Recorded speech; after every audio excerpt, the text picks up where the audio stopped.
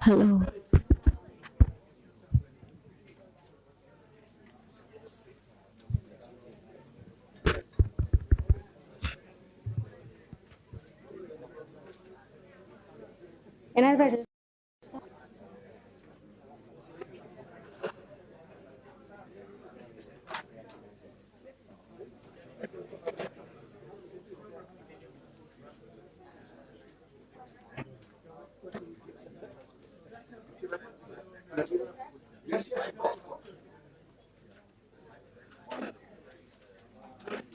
Ladies and gentlemen, good morning. On behalf of the Cosmos Foundation, let me welcome you all to this very important and timely dialogue on relations between Bangladesh and European Union, a prognosis for the future. And this will be the first series of the Ambassador Lecture. I'm Nabila Rahman, and I would personally like to thank each of you for taking the time on a weekend to attend this very extraordinary gathering, especially our distinguished speakers and panelists. It has been very important for Cosmos Foundation to organize a dialogue series as we continue to grow and adapt. Some of you will have attended previous installments on various issues, ranging from relations between Bangladesh and India, Bangladesh and China, to the Rohingya crisis, to Baul music and philosophy. Cosmos Foundation is always open to new ideas that can help transform society and lead to a better future, and your support along this journey is extremely important for us. So without further delay, let me thank each of you again for enriching the occasion with your presence. And with that, I'd like to hand over to the chairman of the Cosmos Foundation, Mr. Inayatullah Khan, to deliver the opening remarks.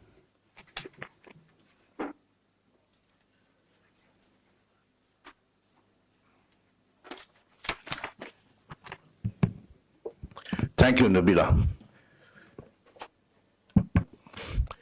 At the outset, may I request everybody to switch off or put their cell phone on a silent mode, please.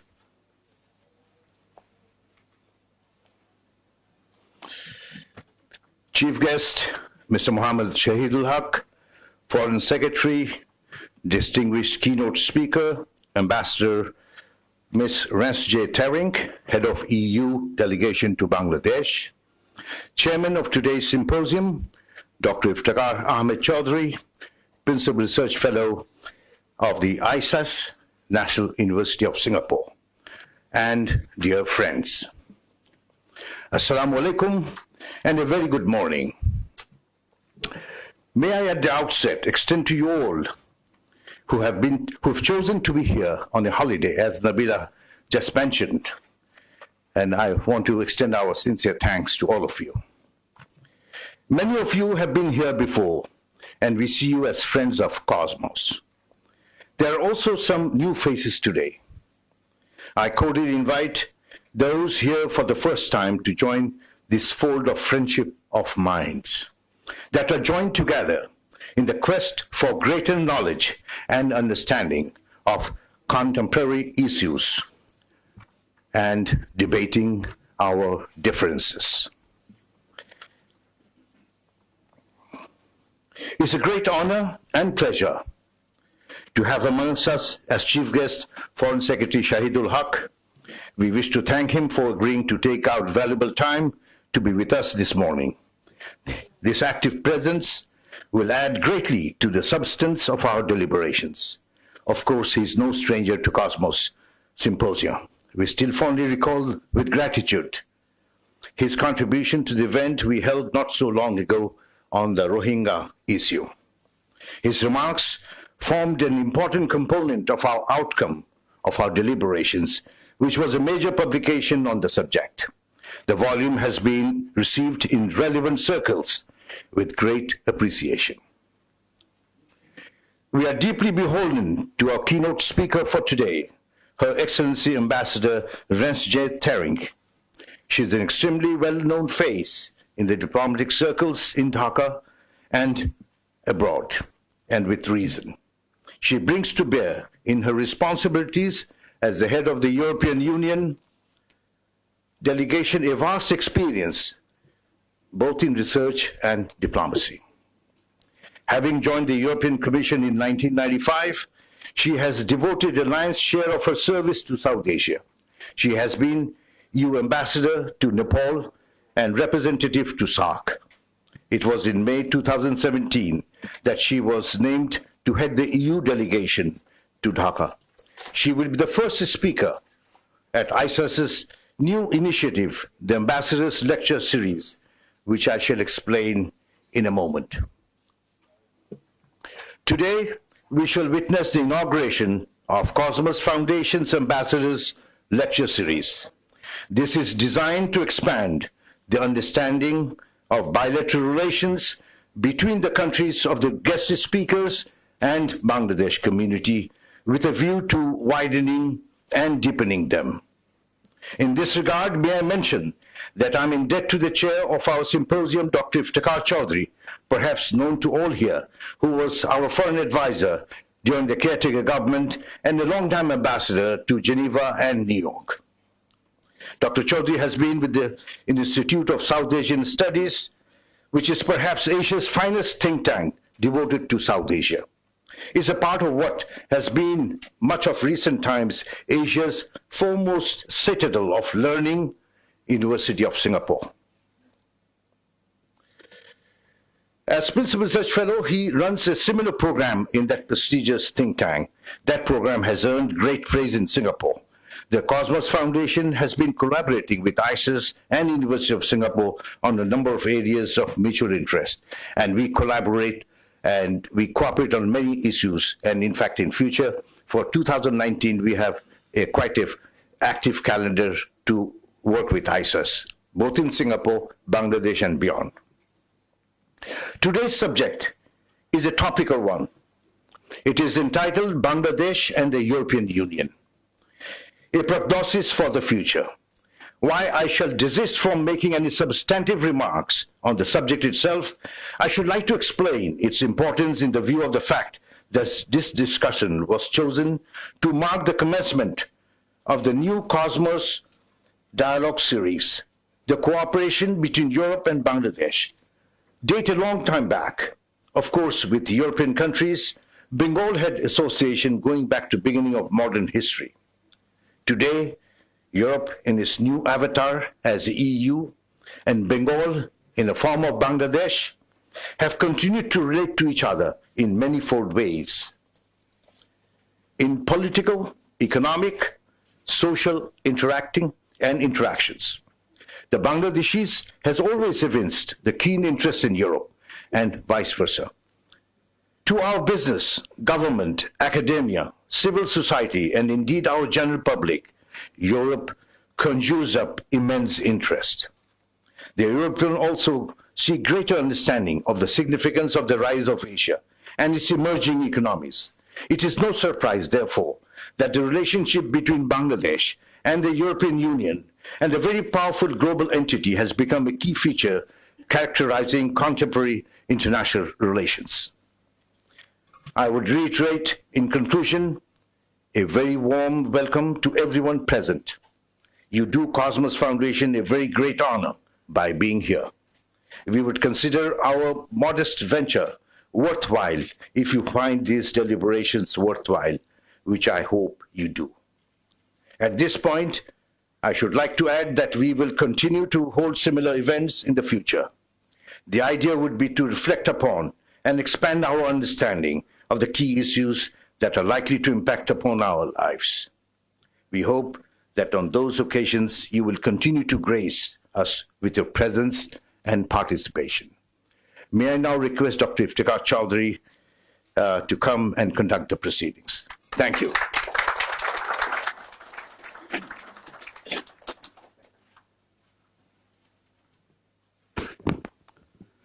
Foreign Secretary Shahidul Haq, Ambassador Tearing, Cosmos Chairman Inayatullah Khan, ambassadors, ladies and gentlemen.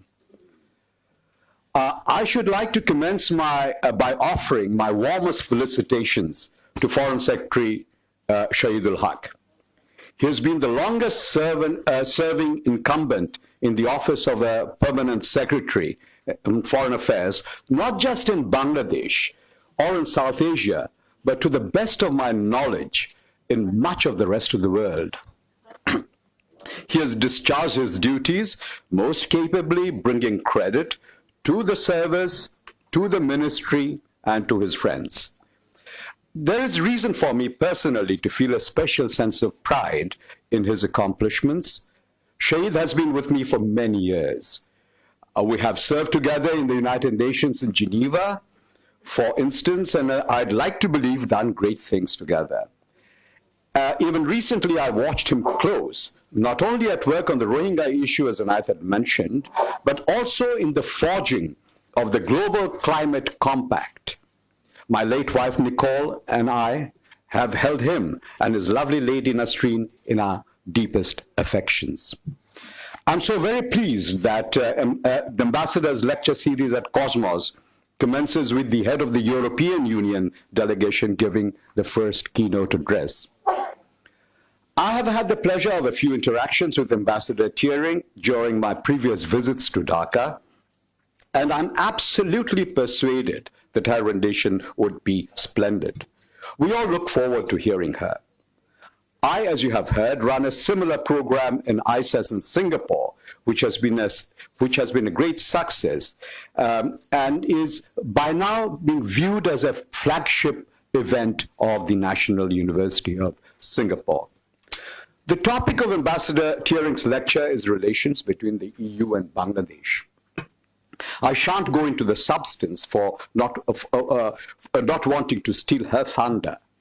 Instead, I shall speak to two very general points. One, the vision of the European Union that I have developed through not just my professional, diplomatic, and public career, but also from watching from an academic prism in Singapore.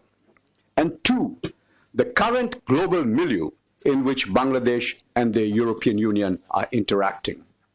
So, how would someone like me visualize the European Union? In Europe, in the interwar years between 1919 and 1939, a theory of international relations developed, which was called functionalism. It saw merit in integrating among states on the basis of interests. These interests were to be confined to limited economic and technical areas and issues. When it was realized that national sovereignties were still important, functionalism transformed into neo-functionalism. It kept separateness of states intact, but weaved the sectors that could be integrated into a web of regionalization. The principal intellectual proponents of neo-functionalism were David Mitrani and Ernst Haas. They were the theoretical gurus of the practitioners of European integration, such as Jean Monnet, Robert Schuman, and Paul Henry Spark. I make this point because it is relevant to our region. When SAARC was being crafted, Sherpas like us, and now Sherpas are those aides to the political summiteers. Sherpas like us were inspired by the ideas of European neo-functionalism. This is also true of ASEAN, and I'm able to watch this from a ringside view in Singapore. The Southeast Asian integration, far more developed than SAARC, is also driven by the European example. Half a minute to describe that. The whole idea is that you build linkages across a very broad spectrum on not fundamental issues, but functional areas, so that you hope that tensions at more central levels would be diffused. The number of EU members before Brexit or departure of the UK from the list of 28 is 28.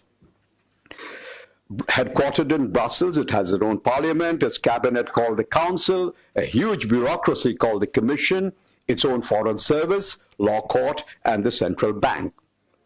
Article 1 of the Constitution, of the European Constitution, clearly affirms that the European Union is both a union of citizens and of states. While on foreign policy they may not always be able to speak with one voice, that the attempts are being made with the office of the High Representative, they certainly do so in trade, as through the European Commission in the WTO. Where European Union believes it is strong is what the political scientist Joseph Nye would call soft power. And soft power lies in its values. Examples are beliefs in freedom, peace, liberty, good governance, gender equality, equity, justice, and importantly in today's world, commitment to global multilateralism. Actually, the European Constitution defines these values. It also states that these values are derived from, and I quote, the cultural, religious, and the humanist inheritance of Europe. It is through this that Europe also engages with much of the world, including Bangladesh. Now to consider my second point, the global backdrop against which EU-Bangladesh interactions are taking place. At this time, we are witnessing not just what the journalist Robert Kaplan has called the elegant decline of the United States, but also the willful withdrawal of America from the global scene. President Trump's America First policy is translating into a kind of protectionism, with America ceasing to champion multilateralism along with the institutions espousing the cause of multilateralism, that is. This leaves Europe holding the ball. Then there's the burgeoning trade war between the United States and a rising China. We follow this very closely from Singapore and hope that this will not spin out of control. And by mid-year, an agreement would be reached. There is already talk of a possibility of meeting in China between President Trump and President Xi.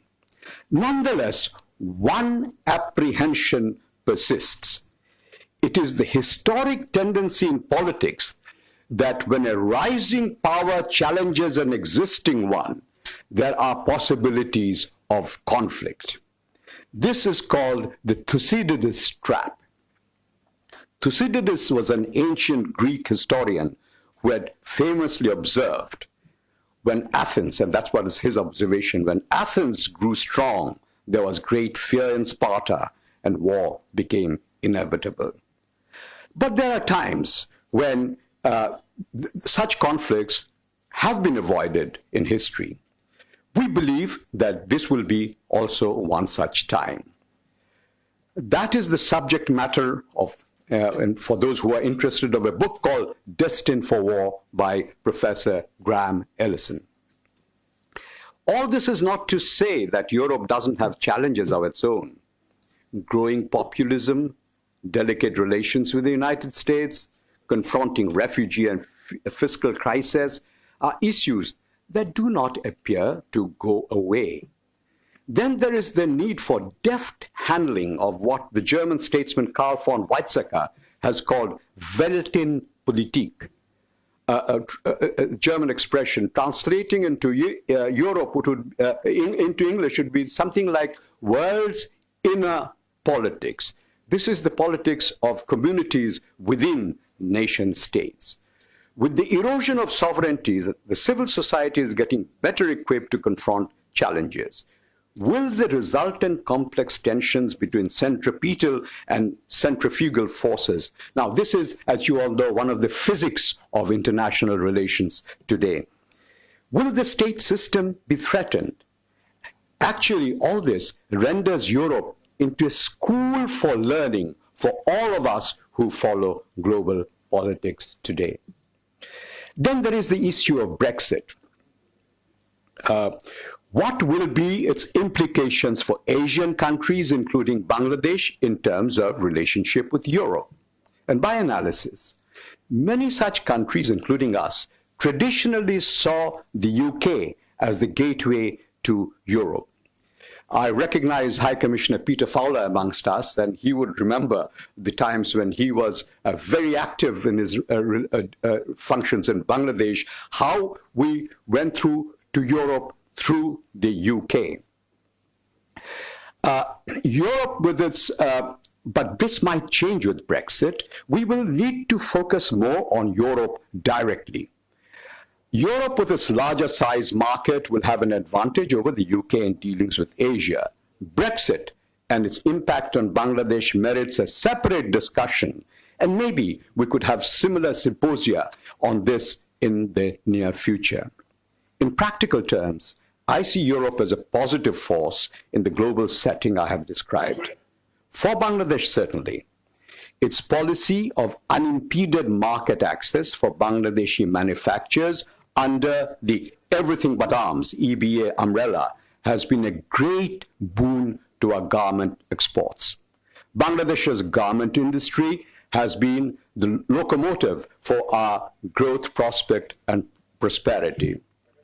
I recognize Dr. Rubana Haq among us. She's a key actor in the field, and it is my hope that she will be able to make an intervention that very early during our interventions to share her views with us on this. And perhaps I would later call upon her to share some of her thoughts with us. So both Europe and Bangladesh in different ways are looking to a period of intense cooperation, in my view.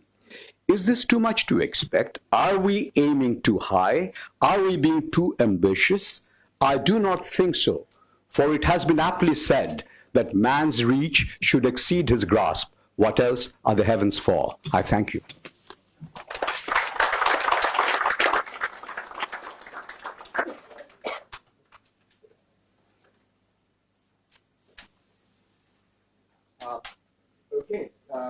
We shall, of course, commence with the regular program. We begin with our keynote speaker, Ambassador. The floor is yours for the next 30 minutes. 30 minutes. Yeah. Can we stay here?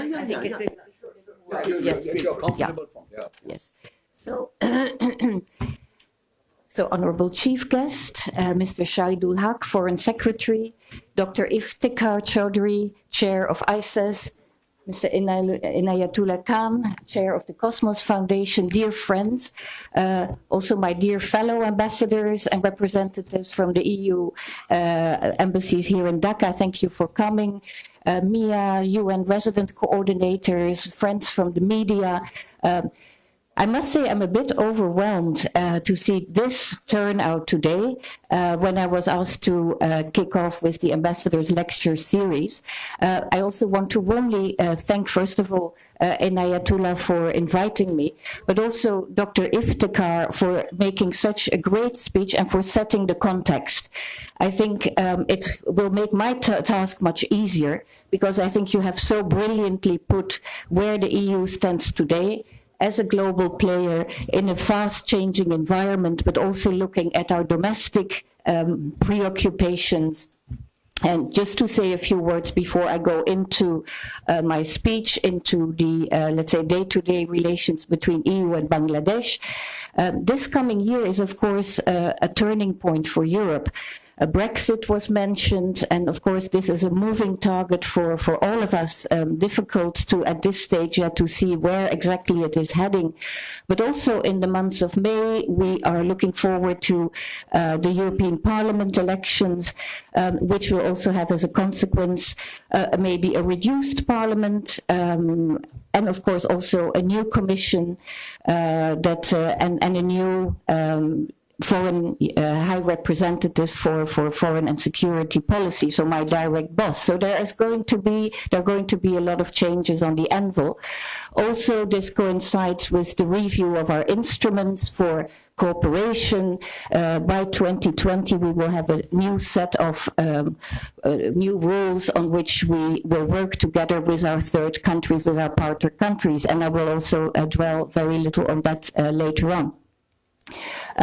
To kick off, I think Thank you again, Dr. Iftikhar, for making my speech a little bit easier in terms of the pragmatism. And what I want to start with is how has our relationship with Bangladesh been formed since the last couple of decades? I think the first turning point was this signature of the cooperation agreement, which was signed between Bangladesh and the EU in 2001. And it's interesting because it has a key shared value, and that is democracy and human rights. And again, as Dr. Iftikhar also pointed out, this is the building block on which the European Union has been formed. Our value of soft power, commitment to global multilateralism, but also these values of democracy and human rights. And I think especially important when you see why the European Union was formed. And it was, of course, to a large extent because nobody wanted what happened during the Second World War, and the biggest powers in Europe, France and Germany, to have a conflict like this before. So that is how the European Community for Coal and Steel was founded, because it was thought that if two former big enemies, such as Germany and France, can work together in what was seen as crucial, let's say, fundamentals of warfare, coal and steel, if that could be done together, it would set the pace for further integration and for confidence and peace building on the European continent. And if we look now, I mean, I as a child growing up, in fact, in Luxembourg, which hosted many of the European institutions, we, of course, in the 60s and 70s, we grew up under the shadow of the Cold War. There was the Iron Curtain. And now if we see that what has been achieved on the European continent by also integrating and reaching out to the Eastern European countries, which were under the Soviet bloc, as I think that is very symbolic of what regional integration can achieve. So these are just a few of my thoughts on to just add on what Dr. Iftikhar was saying.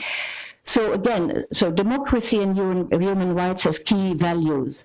So this cooperation agreement we signed with Bangladesh refers to these two basic principles, and also to sustainable economic and social development of Bangladesh, with a particular attention to the poorest, to women, and secondly, to the promotion of two-way beneficial trade and investment, and thirdly, to balance economic growth, social development, and the protection of the natural environment. And of course, in later years, also the new challenges of climate change become increasingly important. Now, as I said, human rights are an integral part of the EU-Bangladesh relationship. And it is, we find that it is crucial for stability, economic growth and development that Bangladesh promotes and protects the human rights of all, regardless of ethnicity, age, gender identity, sexual orientation, religious or political affiliation, disability or socio-economic background. If I look back since 2001, what we can see is that our cooperation has been gradually extending beyond our purely cooperation agreement objectives. And I think that is always very positive, because we shouldn't be straitjacking our cooperation just by a signed document. We have to be dynamic and look at the ever-changing challenges. Bangladesh will soon become a middle-income country, so new objectives are transcending development cooperation pur sang and are getting more importance. And examples of this are matters of regional and global interest, where the EU and Bangladesh can intensify collaboration. These could include connectivity. I will say more of that, and already Dr. Iftikhar hinted to, let's say, the impediments towards greater regional integration in South Asia. Of course, it also includes the migration agenda, I think very crucial for Bangladesh, but also for Europe. And of course, the implementation of the UN 2030 agenda. And these issues are regularly discussed at the EU-Bangladesh diplomatic consultations. And again, very grateful of having the Honorable Foreign Secretary here, Mr. Shahidul Haq, because from the Bangladeshi side, he is co-chairing these consultations. So what is the current state of play of our political relations? The diplomatic consultations between EU and Bangladesh were initiated in 2016, and they really provide the forum for both EU and Bangladesh to engage in the whole range of political issues encompassing foreign affairs and security policy. The last round was held, which was also the third round, in July 2018. With, as I said, here in Dhaka, with participation in the co-chair of the Honorable Foreign Secretary and my Managing Director, Dr. Gunnar Wiegand, the Director for Asia and the Pacific in the EU Foreign Service. Both EU and Bangladesh sustained strong support for the international rules-based system, including notably the United Nations and other multilateral fora. And we both recognize the important role of the United Nations in peacekeeping operations, in peace-building activities, in women's active participation in peace processes, and the UN's invaluable contribution to international peace and security. So again, I think this is a very important area of cooperation. Again, also maybe to look quickly back on the elections, a turning point important in Bangladesh's development in the last months. So again, the EU here, we give a lot of importance to the preparation and conduct of democratic elections as one of the main benchmarks of a democratic dispensation under a conducive legislative framework with an independent judiciary and an environment where the rule of law prevails and where citizens and media fundamental frameworks are respected and promoted. We can come back later to the elections. Let me also, again, I hinted at the parliamentary elections in the EU that are coming up. But also the fact that the EU has cooperated quite a lot with the Election Commission during Bangladesh's latest elections, and we had actually deployed 2 experts to do a monitoring, not a real monitoring, but an assessment of how these elections were taking place. Let me turn to the cooperation in the field of migration. Again, also as Dr. Iftikhar mentioned, migration for Bangladesh is crucial, also in terms of remittances, which are, of course, very important, not only from the Gulf country, but also increasingly from the EU itself. I think the 3 countries contributing most are the UK, Italy, and Germany. And every year, thousands of migrants, and many of them Bangladeshi nationals, apply for long-term residence in EU member states. And those who qualify are allowed to stay, but sadly, we have seen also in recent years many migrants who have turned to irregular channels, and such as criminal networks, smugglers, for assistance. And these irregular migrants who do not qualify for legal stay are required to leave Europe.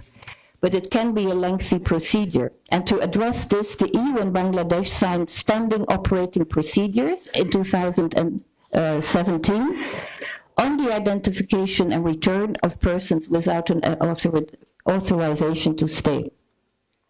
And I must say, the signing of these SOPs has been a major benchmark also in our cooperation that looks at migration. And we, I think there is a lot of respect, and we commend the ongoing implementation of these SOPs. Especially also, and not only, I mean, me as EU, but also my colleagues from the member states. We look at to continue this cooperation on return. What do we do in practical terms to also help the irregular migrants who come back to Bangladesh? Together with the IOM and with BRAC, we have supported a few programs which provides reintegration assistance to returning migrants from various projects and programs sponsored by the EU. We support safe migration activities throughout Bangladesh to ensure that people are properly informed also about the legal possibilities and don't become victims of criminal networks. And in that sense, we've also supported the migration desks in the airport, Dhaka airport. There are 5 migration desks now, which help the identification of such migrants through fingerprinting and ID cards. And all this should help to regulate migration. Let me also say that the EU was conducive in supporting the finalization of the UN Global Compact on migration, and where Bangladesh equally has played a very, very active role. A few words on the Rohingya refugee crisis. Here again, I think Bangladesh has played such a crucial role, and which was appreciated widely by the whole world, and of course also by the European Union. And we have to thank the people of Bangladesh for their generous support to the Rohingya refugees who are fleeing the violence and persecution in Myanmar. So the European Union supports the voluntary, safe, sustainable and dignified return of the Rohingya to their place of origin in compliance with international law. And we have also committed to continue mobilizing political support and humanitarian assistance at bilateral and multilateral level to help bring about a lasting solution to this crisis. Let me say a few words on human rights and democratic principles. As I said already in my introduction, we support democracy, the rule of law, the promotion and protection of human rights in Bangladesh. The European Union underlines the crucial importance of an independent judiciary, of access to justice and the elimination of corruption and all forms of torture. And let me also congratulate here the government of Bangladesh on its new membership in the UN Human Rights Council as of 1st of January this year, and express the hope that this will help mobilize a momentum for further implementation of the Universal Periodic Review recommendations that were received by Bangladesh in May 2018. Maybe a few words also on our concerns. The EU, as many of you know, we remain concerned about the Digital Security Act that was adopted in 2018, which restricts the freedom of expression and the freedom of the media. And so this act we would like to see, we still call upon the government of Bangladesh to continue consultations on this law so as to ensure that this act is brought in accordance with the Universal Declaration of Human Rights and the International Covenant on Civil and Political Rights, as well as the Constitution of Bangladesh. And we're committed to continue working with civil society in Bangladesh. Again, I think we all refer to the rapid economic growth, the garment sector. If we see where economically Bangladesh stands in the world now. But I think if we look back, the enormous role that was played by big NGOs such as BRAC and Proshika, and I'm looking back here now to the end of the 90s, I think shouldn't be underestimated. And the EU at that time also, we really supported, especially BRAC and Proshika, a lot to help them with education for out-of-school children, etc. So this is an area we want to continue in because civil society in all its diversity represents a crucial component of any democracy. So it is an asset to promote good governance and improve accountability. So that is another of our objectives. We also are very keen to pursue an enhanced engagement with this new government and with a view to contribute to support the deepening of democracy, without which a sustainable development will not happen. There is the field of culture. We wish to explore and intend to launch cultural diplomacy initiatives to showcase Bangladesh's cultural richness also to the EU.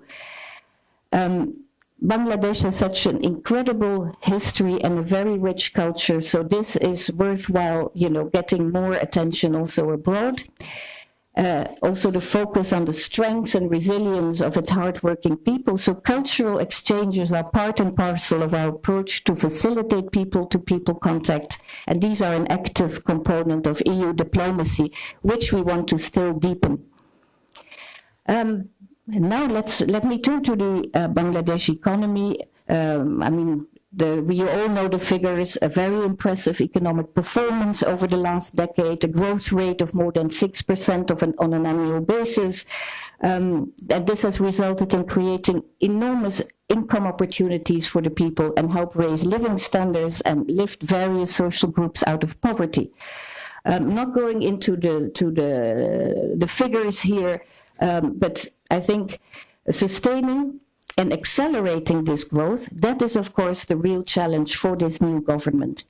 And maybe a word on how we see that the benefits from economic expansion should go equally to all Bangladeshi people. I mean, the growth dividends, if they're not allowed to be distributed to all, can reduce poverty only partially and over a limited time span.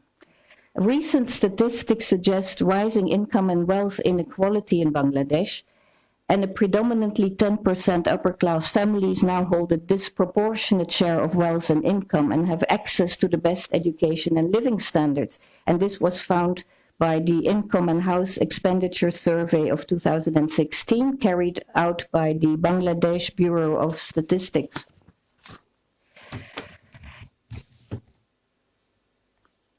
And in addition, there was this recent report that showed that Bangladesh has topped the list of countries that saw the fastest growth, a growth of 17% in the number of ultra-high net worth individuals, with at least $30 million between 2012 and 2017. So this is, of course, the other side of the rapid growth in Bangladesh. And it indicates that those at the top of the income scale take large advantage of cheap labor and income opportunities, while those at the other end of the spectrum are low-skilled, low-wage workers who do not afford a decent living. As per the ILO's Asia-Pacific Employment Outlook, Bangladesh is also one of the countries experiencing the most worsening of the youth employment rate since 2010.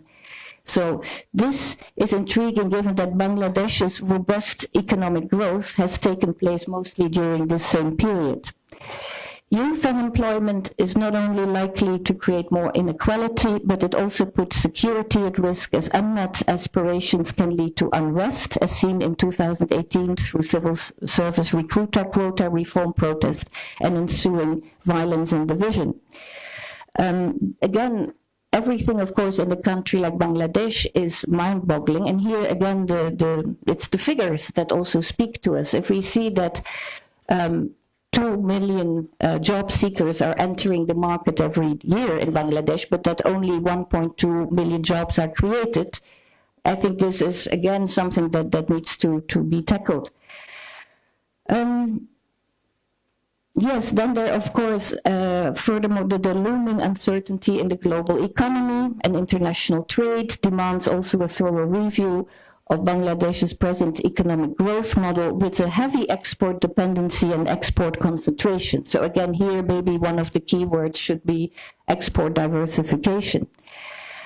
Boosting foreign and local investment and fixing the unhealthy banking sector will also be critical to building resilience to these challenges.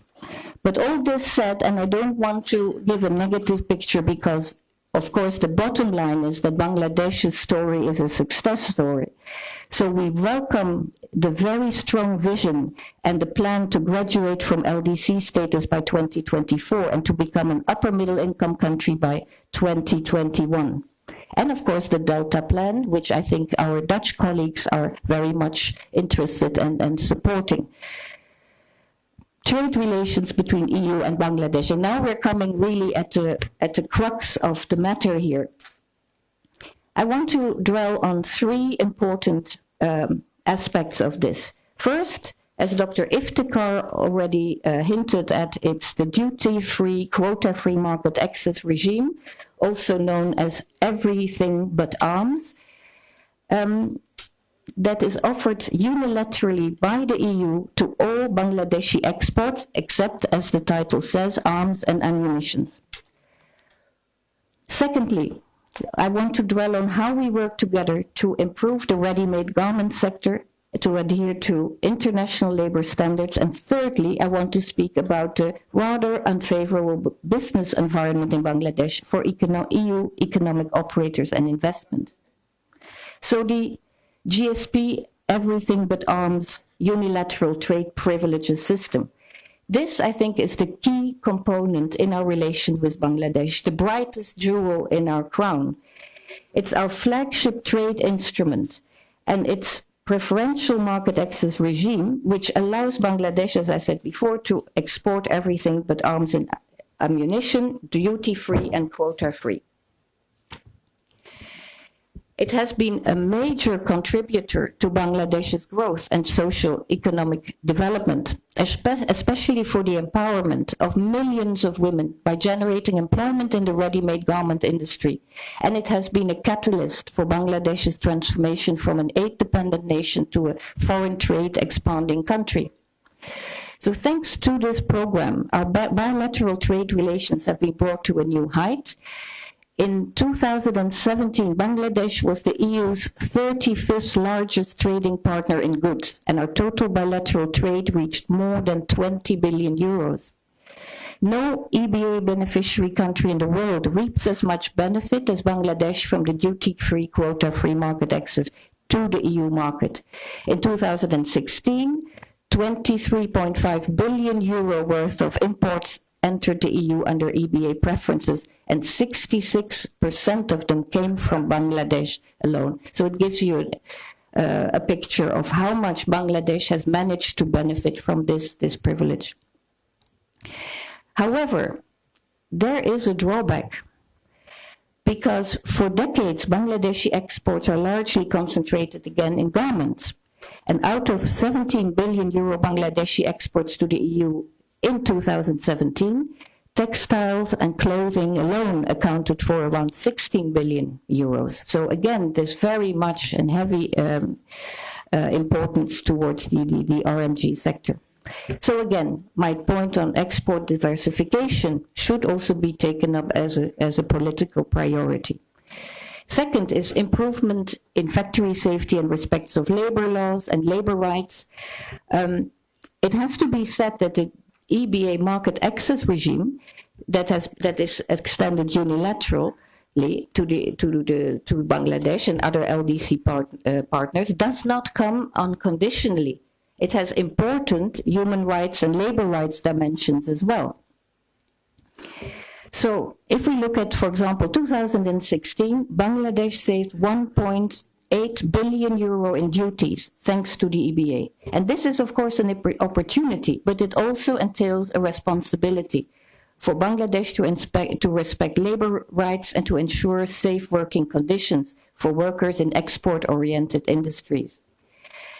The good thing is that through our joint work in what we call the Sustainability Compact, together with the government of Bangladesh, the US, Canada, and the ILO, tangible progress has taken place in factory safety, thanks to the joint efforts carried out by Accord and Alliance, as well as the government of Bangladesh and the other partners. Accord and Alliance are the international brands platforms, respectively both from Europe and the USA, which helped and are helping government and the garment sector to recover further to the tragedy of the Rana Plaza back in 2013. There have been improvements in labor rights as well, but we think in the EU that a lot more needs to be done in this area, especially with regards to the freedom of association and the right to collective bargaining, by aligning the country's labor legislation with relevant ILO conventions to which Bangladesh is a signatory. So I think in this respect, and to fully respect its labor laws, the provisions of the ILO conventions number 87 and 94, which Bangladesh ratified back in the 1970s, should really be respected. And this is a condition for the EU to continue extending the EBA. So that is, I think, an important point. The passage from the EU's current EBA market access to the generalized system of preference, also known as GSP+, is also not something that is automatic. To become eligible in 2027 to GSP+, Bangladesh will have to ratify, implement, and accept regular, independent, and international monitoring of 27 core conventions on human rights, labor rights, environmental, and good governance standards. This is an important task, and I think it would be good to prioritize this in setting up a relevant task force to establish a multi-annual reform action plan. In my opinion, without effective and functioning social dialogue, sustainable industrial development would be difficult to achieve in Bangladesh, and that is why we witness these occurrences of labor and unrest. A third important part of the equation is the business environment for European operators. As the Bangladesh economy is growing, the nature of our relations is also bound to change. We can see a shift from our traditional development assistance to a new area of economic partnership, and our development cooperation in the next years will be gradually reduced. So this new partnership will be built on bilateral trade and investment cooperation, as well as collaboration in the field of education, research, and innovation. However, there are important structural challenges to be addressed, and Bangladesh government has a key role to play to that end. For example, we need to have a better and conducive business environment in Bangladesh in favor of more EU trade and investment. And at the same time, while Bangladeshi exports to the EU are booming, EU exports and foreign direct investments to Bangladesh are stagnant. And this is an issue of concern also to my member states here. And on this note, I wish to bring to your attention our call for policy reforms by the government in the following areas. Number one, transparency. When a government policy is adopted and exercised, it should comply with Bangladesh's obligations at the WTO. This is not always the case. Simplification, because now our investors face complex procedures that create inefficiencies, and there should be room of informal behavior, to tackle informal behavior. Another thing, one-stop procedures for EU economic operators should be the business norm in Bangladesh.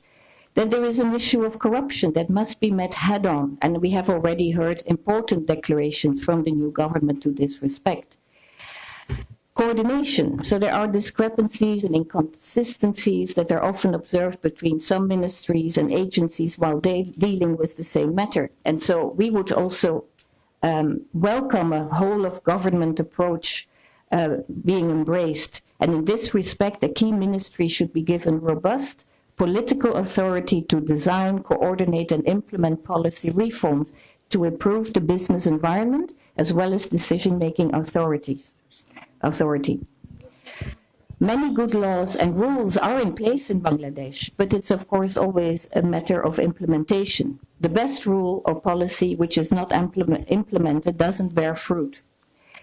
EU firms and products deserve a fair treatment in Bangladesh by the customs authorities unless there is solid grounds to justify a difference of treatment, and sometimes this is not the case.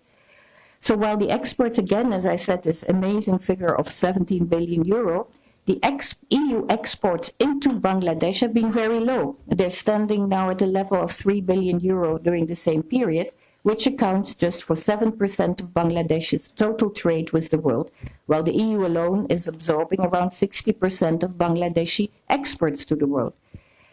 So there are these tariffs and non-tariff barriers, discriminatory practices against EU imports that can be seen as impeding further growth in EU trade and investment. So this calls for urgent action in removing obstacles to EU operators. But there's, of course, also a positive side to this, and this is the EU-Bangladesh Business Climate Dialogue, which is ongoing, and which will we, again, continue with the new government. I've already met with the Commerce Minister, and I can sense a new sense of purpose to this. It started 2.5 years ago, and we see good opportunities for further strengthening it and using it to facilitate more EU trade and investment into Bangladesh. So we need to move from words to actions.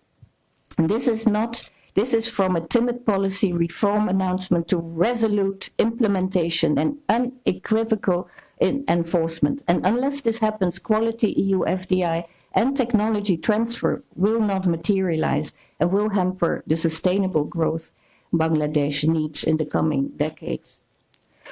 A last word on cooperation in research and innovation. Our relationship should also expand in that field. In research, development, innovation, we have the EU Horizon 2020 Research and Innovation Program funding opportunities, which are open to Bangladeshi applicants. And so far, unfortunately, the response has not been to the mark. Just a few words to say that we're looking to organize a workshop inviting Bangladeshi scientists and also facilitating and hoping that this will have as a result more joint research programs between the EU and Bangladesh, especially in what we call the blue economy, which is so important for Bangladesh as well. There are other common challenges on which we need to work together in areas such as health, food, energy, water, climate,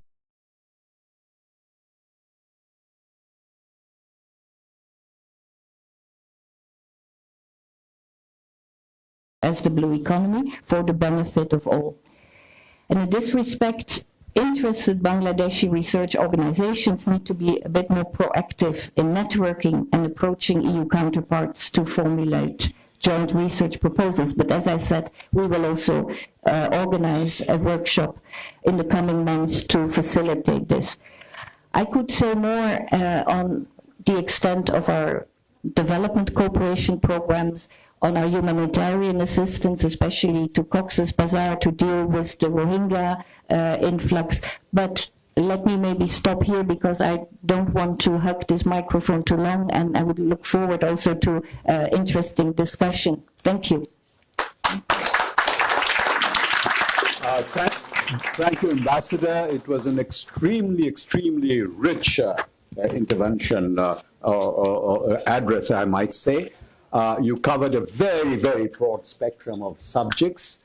This was not just rich in details, but also you covered it very efficiently with the appropriate analysis. And you sort of drew, I can picture the changing, everything that we are talking about in terms of relationship is relationship between moving parts. And Bangladesh emerging into a new sphere where there is a reduced development cooperation component, and you are beginning to interact with yet another international actor, a sizable 165 million, etc. And I can see that as Asia develops, as Bangladesh develops with it, there will be new even thematic changes in terms of how this country interacts with the members of the European Union.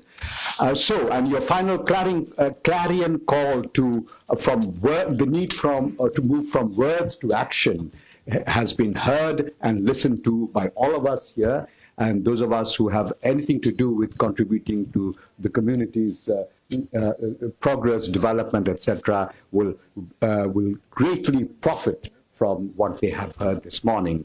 It's with very great pleasure now that I would invite a Senior Secretary, Foreign Secretary, to give his remarks, and he will speak as chief guest, of course.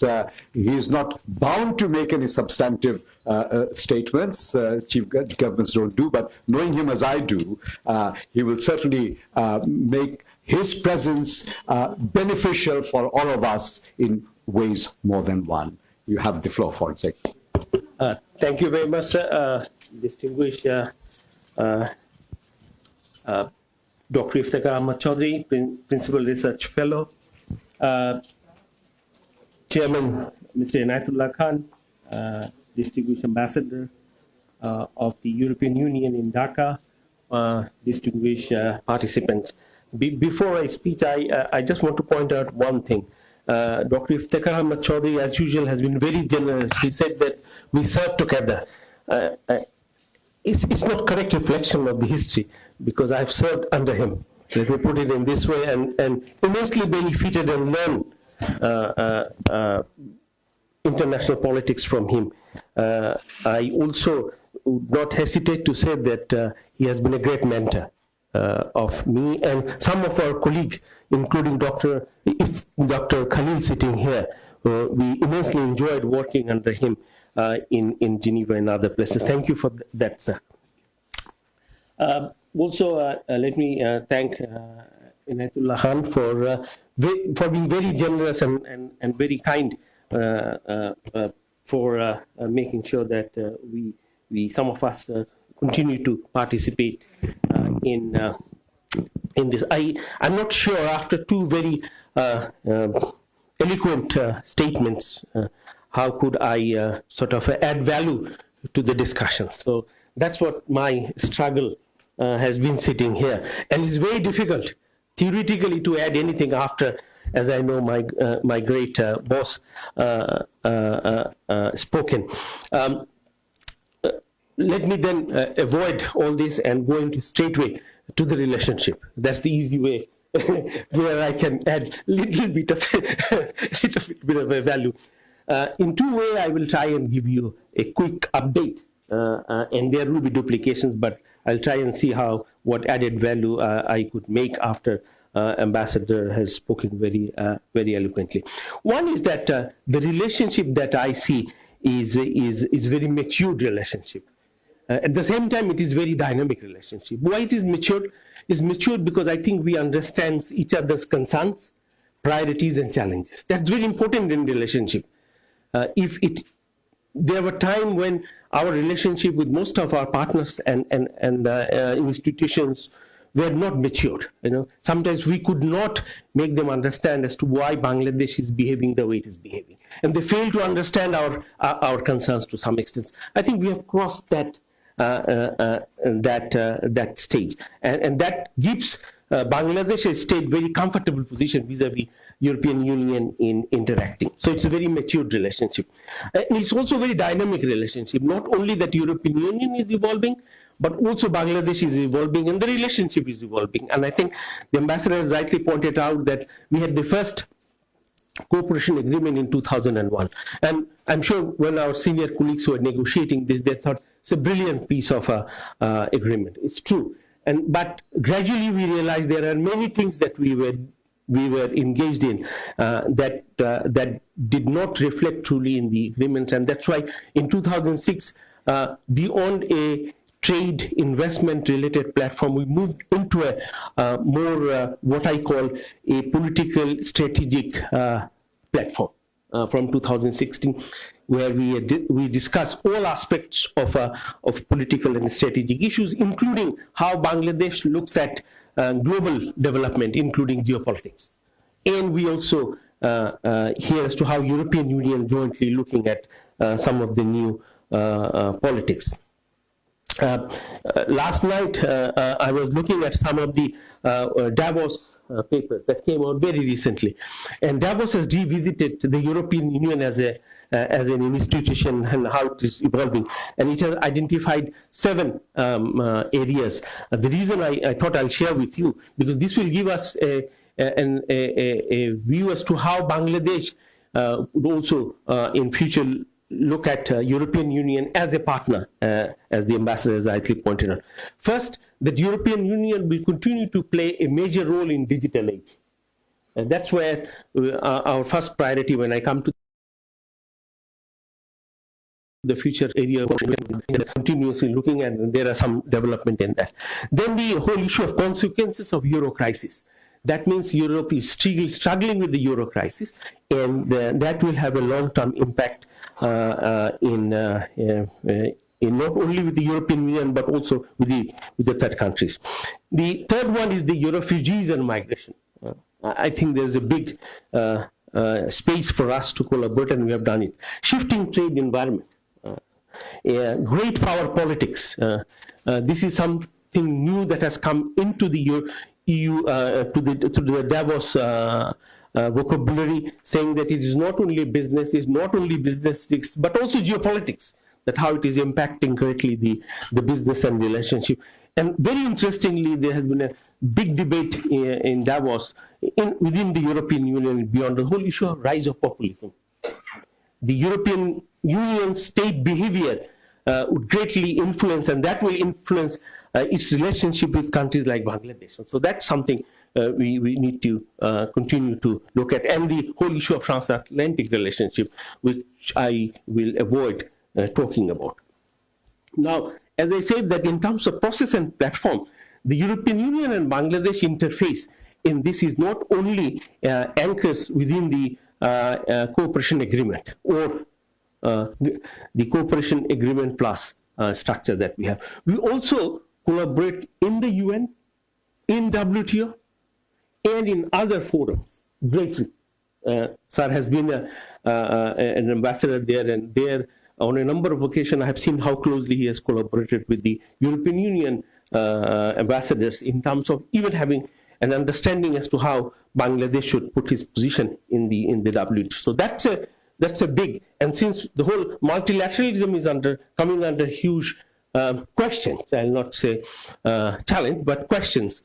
There, I think European Union position and Bangladesh's position have a huge similarity, and there we share our views in many areas. So that's the process and platforms. But on the thematic issues, I think one area that I will start off, and being someone who is very closely feel about the SDG issues, and our Prime Minister Sheikh Hasina has put that as a centerpiece of our social and cultural development. So it is not only that during the SDG coordination, Bangladesh has closely coordinated with, sometimes on behalf of the G77, with the European Union. There are times when we did not, we agree not to agree on issues in the SDG, like LGBT issues. In fact, on the goal 16, we had a big difference as to how European Union looked at goal 16 and how we, as a part of the G77, looked at SDGs. So that's where the collaboration began, and it's continued to remain an important area of collaboration. And we see how European Union has committed itself to help countries like Bangladesh to implement some of the SDGs. We greatly appreciate it. One area that very interestingly we agreed to pick up is goal 10, which is an inequality goal. Goal 16, which is the governance goal, rule of law, justice, and all kinds of governance issues. And the goal 17, which is the collaboration between and among the states. So this is about, I think during the 2016, if I remember properly, in Brussels, we proposed to the European Union that goal 16 has been one of the goals which continue to remain area of divergence between the developing countries and the developing countries. How do we create a platform where we can have open debate on the goal 16 issues? And we made a proposal, sir, where we said that can we link goal 10, which is an inequality goal, inequality between and among the states. And as you know, the inequality has emerged as one of the greatest challenges of our society today. And it's not within state, it's also among the states. So that is one, and then link it up with the goal 16 and goal 17. We left the proposal in a written form. The European Union has come back 6-7 months back, involving UNDP and asking to create a platform where we can have a clustered approach, linking all these three goals and move ahead. I think this will add an immense value to the debate, not only in terms of conceptualizing goal 16 and making it acceptable to all, but also on the ground, in reality, making changes in the governance, human rights, and inequality questions, and also in the partnership questions. So that's a big area that we have agreed to work together. On the trade-related issues, Ambassador has almost narrated all aspects, leaving out one very important area. When we had post-Rana Plaza dialogue, a very difficult time, and I often feel, sir, that we were very nicely grilled everywhere, including in Brussels, and that's how the compact came out. our distinguished colleague from the RMJ sector is present here. She knows how we, in those days, had to take out our warm clothes because it was so tough a grilling that we couldn't put on a suit and listen to that. So we have moved quite a bit from there. And I think it has helped us to revisit some of our industrial relations very fundamentally. Thanks for that. But as we'll come to end with our LDC status, we have to move on to GSP+. And last time when we had Dhaka consultations, diplomatic consultation, we flagged it with the European Union. The time has come when we will have to start the GSP+ discussions because it will take 2-3 years. So that's the other area in the trade-related issues that we need to work, and we agreed to work. And in that context, I think we also discussed in the Dhaka meeting that the whole business environment has to be revisited within the GSP+. So that's a big chunk of area in addition to the SDGs that in future we will continue to look. That brings me to the, if there are questions, I'll be very happy to answer. The whole issue of migration and refugee issues. Bangladesh is a country, is an origin country, it's a transit country, it's also a destination country. We have 1.2 million Rohingyas, and at any point of time we have between 60 to 80,000 foreigners or migrants working in Bangladesh in various layers. So that's something also new to Bangladesh, that Bangladesh has to have a policy which will be able to play with the 3 different kinds of category. When we are sending our people, we have a different priority and challenges. When people are coming to our country, that's a different set of policies that we need to know. And in addition, we have the displaced Rohingyas. On all the 3 areas, we have a closest collaboration is with the European Union. I'll tell you the reason, because we have difficulties with some of the other countries currently to go into any kind of even an intellectual exercise. So European Union being a partner in this has been a great experience, not only in the global compact and global compact on refugees and migration, but also creating a new initiative, which is the SOP, Standard Order Procedure for Identification Return of irregular migrants from Europe. This, in 2015, some of you know, some of you do not know, came to a headway in 2015, because Europe was receiving people, and they realized among the irregular arrivals there was a large number of Bangladeshis, along with Afghanis and Syrians and Libyans. So that put us in a very difficult and a tight corner. And also when we were having the compact discussions, one area emerged as an area of divergence is the whole issue of return of irregular migrants. Those of us who have been in the diplomatic service, we know how that creates a heavy year when we discuss with some of the destination countries this particular issue. So we sat down. Our Director General Khastagi is here. The team sat down, and Kamrur is also here, our Secretary Consular. So we said that let's innovate a new way of addressing this particular concern of European Union. And please do not quote me. At that stage, we had about 100,000 irregular Bangladeshis in the European countries, and that's a large number. Even we were caught by surprise seeing the number. Now, what we did, there was a huge pressure on the European Union to accept what we call a readmission agreement.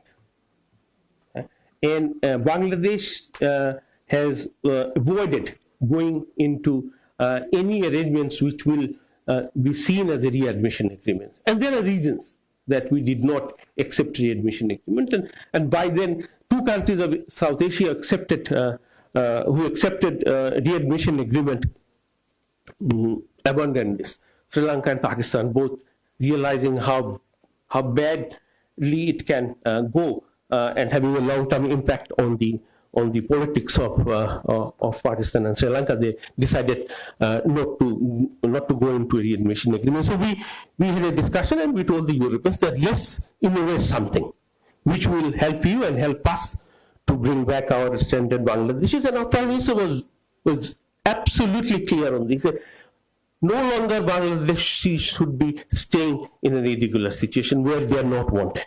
So bring them back. That was her clear instruction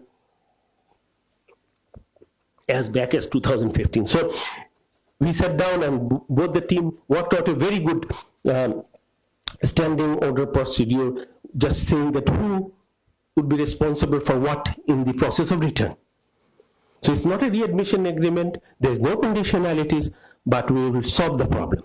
And I can tell you that now it has evolved into a very good new model, which European Union and us are selling. I know European Union is currently putting forward that model to some of the other countries which are struggling with the readmission agreement. So thanks goes to some of our colleagues, especially Director General Khastagir.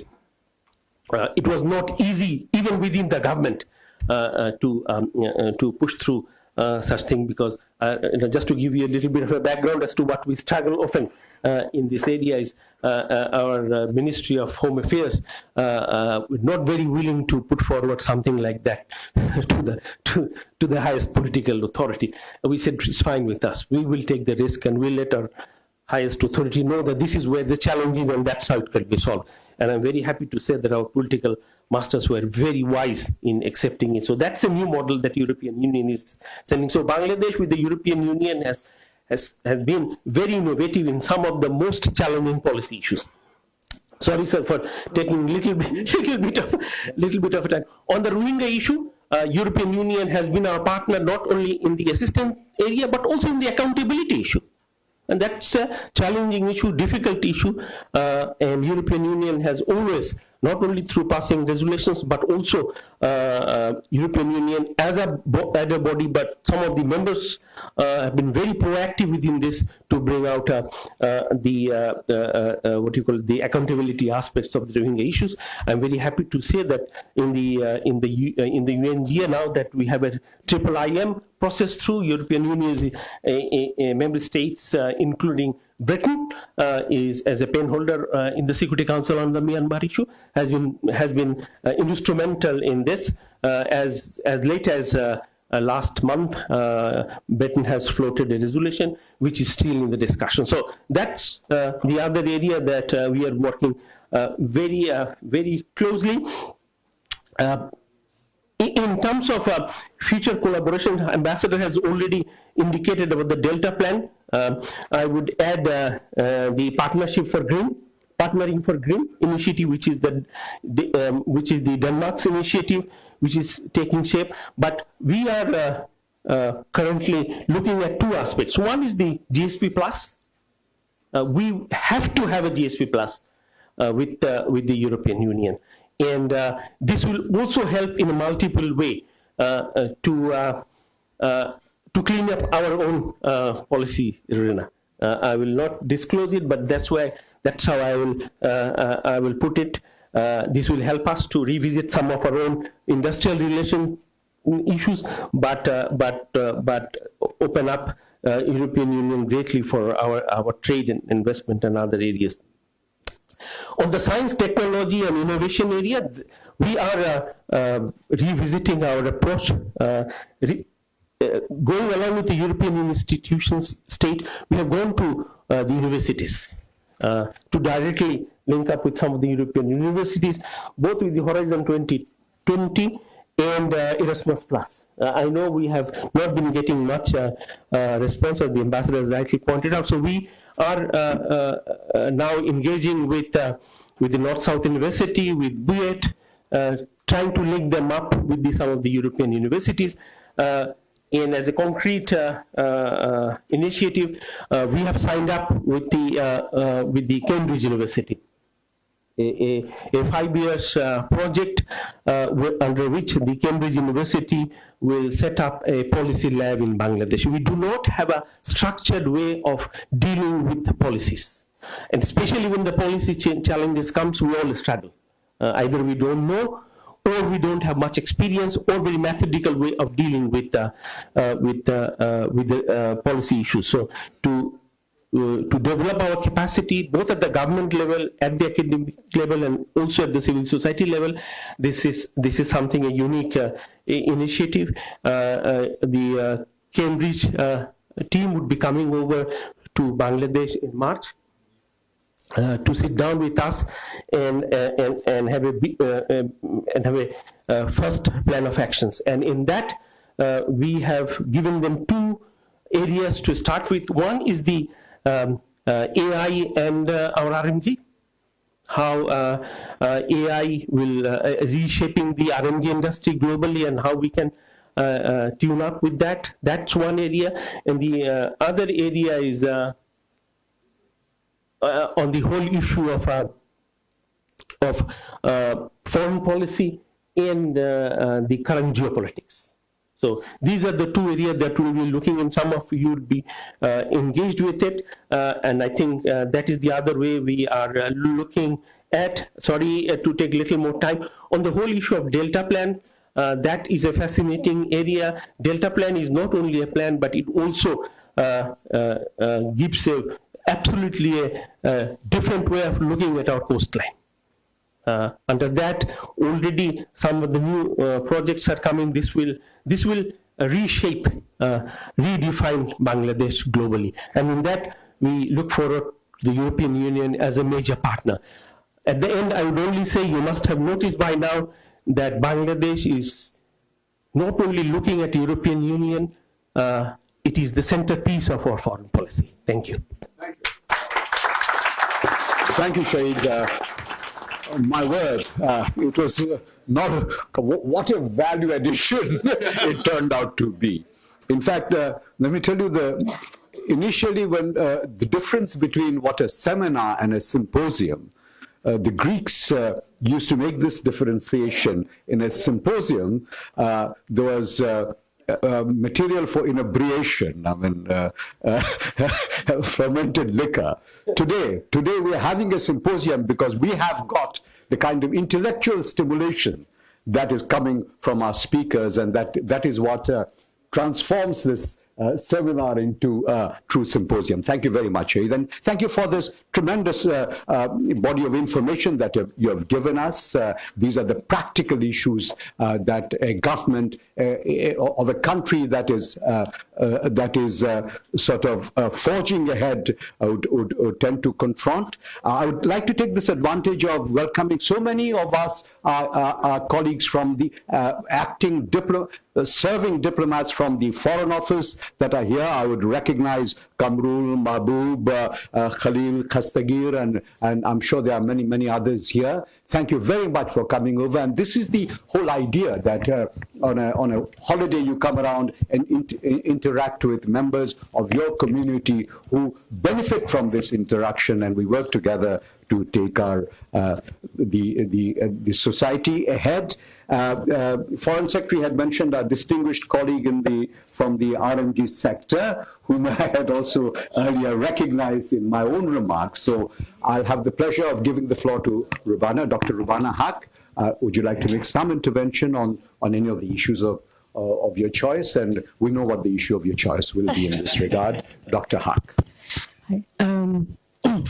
Honorable Chair, Ambassador, Foreign Secretary, and of course, Chairperson, Cosmos Foundation. Thank you for giving me the opportunity to intervene.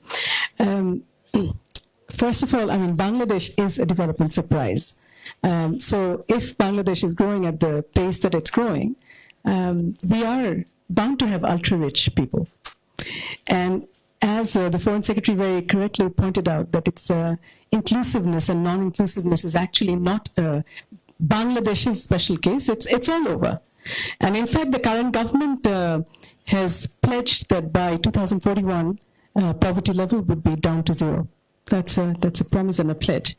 So, and also in Europe, there's severe income inequality. The top 20% actually earn 5 times more than the bottom 20%. So it's everywhere. In terms of human rights and labor rights, and the Foreign Secretary also mentioned the industrial relation, I will differ here vehemently and very humbly. I think the narrative around labor must change in Bangladesh, and also how we are perceived.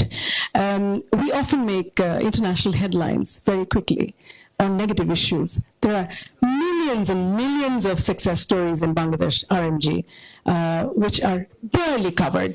And I think that is also because we don't always represent ourselves to the best of our capacity and capability. I think we need to spread the stories, the success stories, much more, and we need the help of partners like European Union for us to sustain our success and also to grow, as Ambassador rightly pointed out.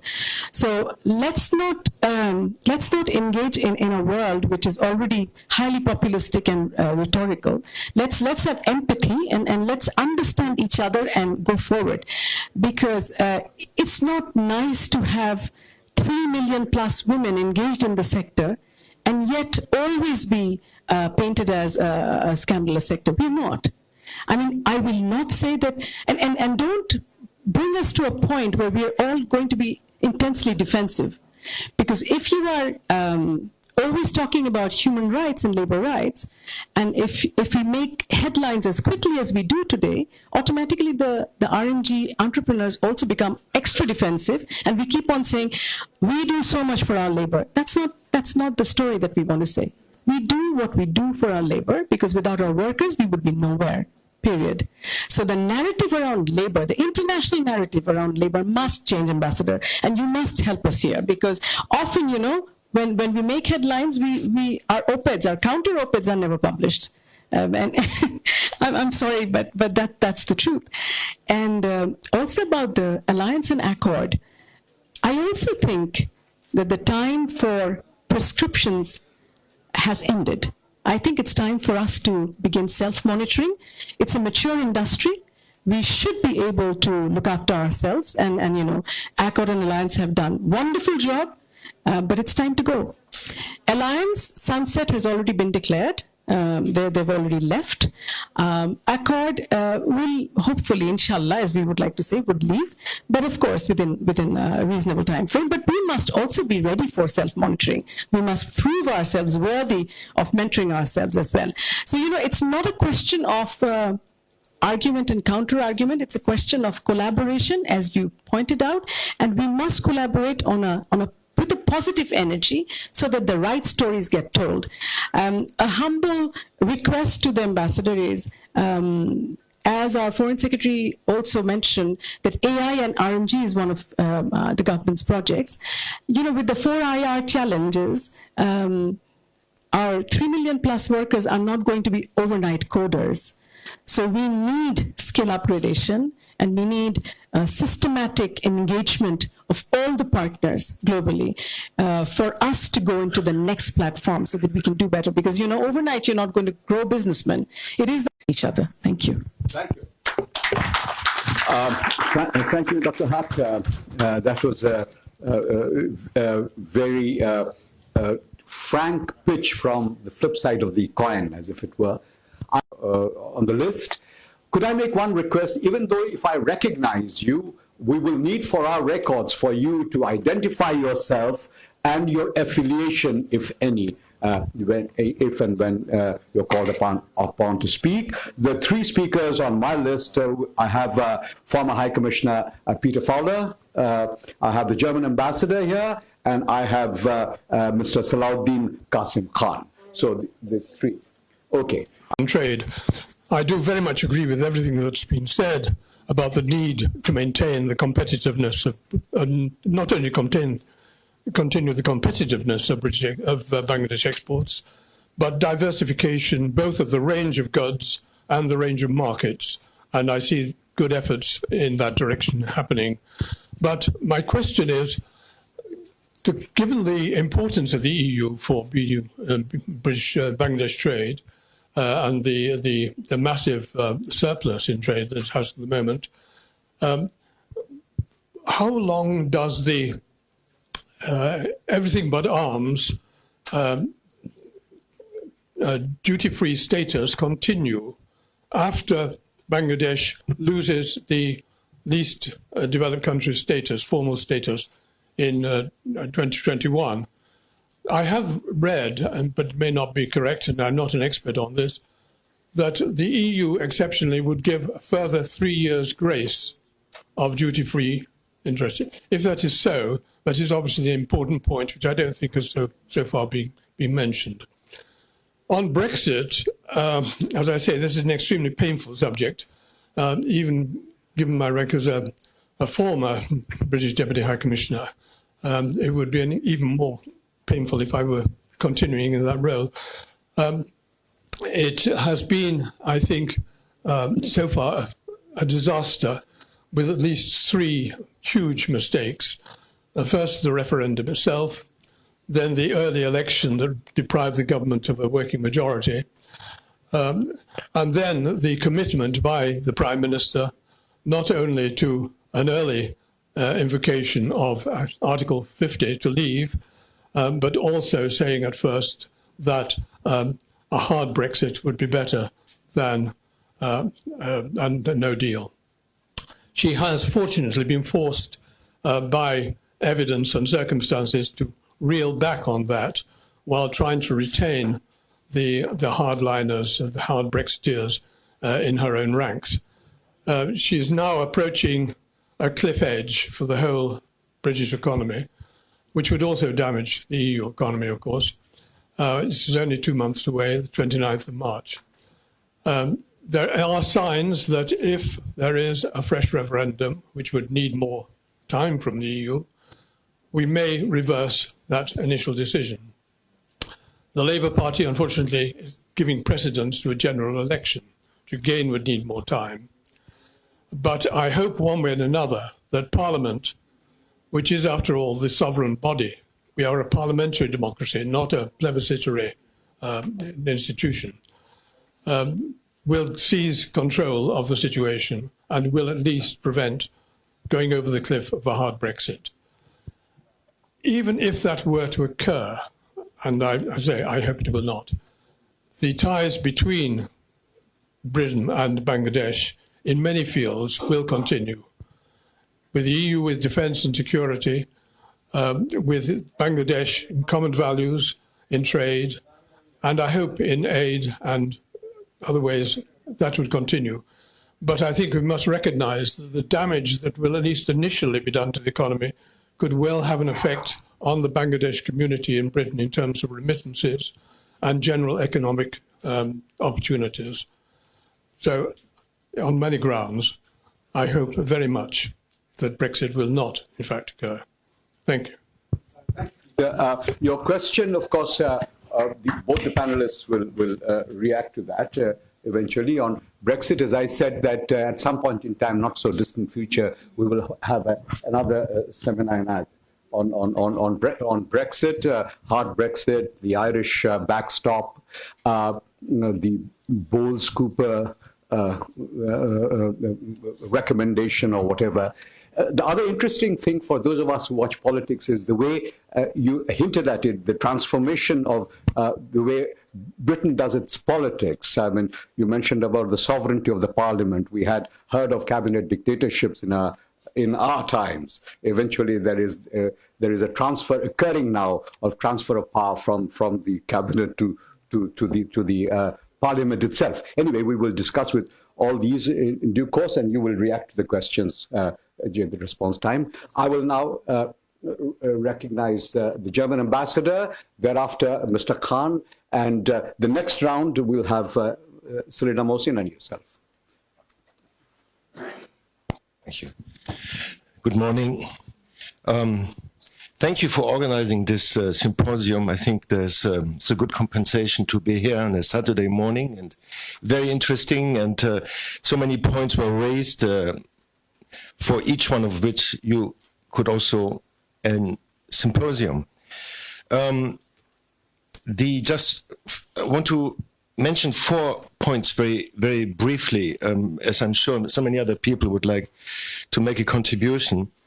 But starting off with fully agreeing with what Ambassador Thiering has said and endorsing all her conclusions from my side.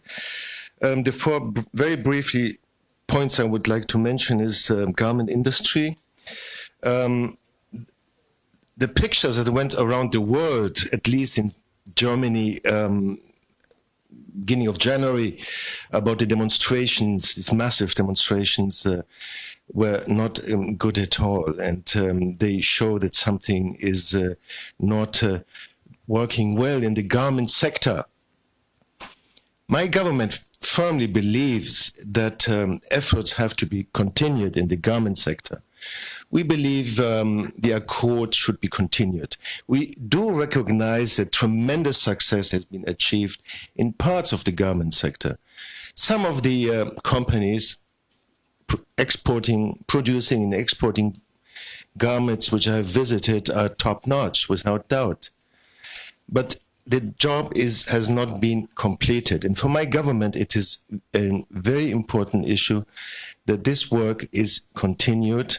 And we would strongly suggest the accord would continue doing its work in excellent cooperation with all Bangladesh authorities involved in this sector.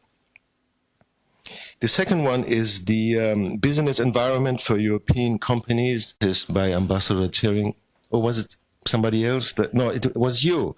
That investment and exports to Bangladesh from the European Union member states has not been evolving as it could have and should have.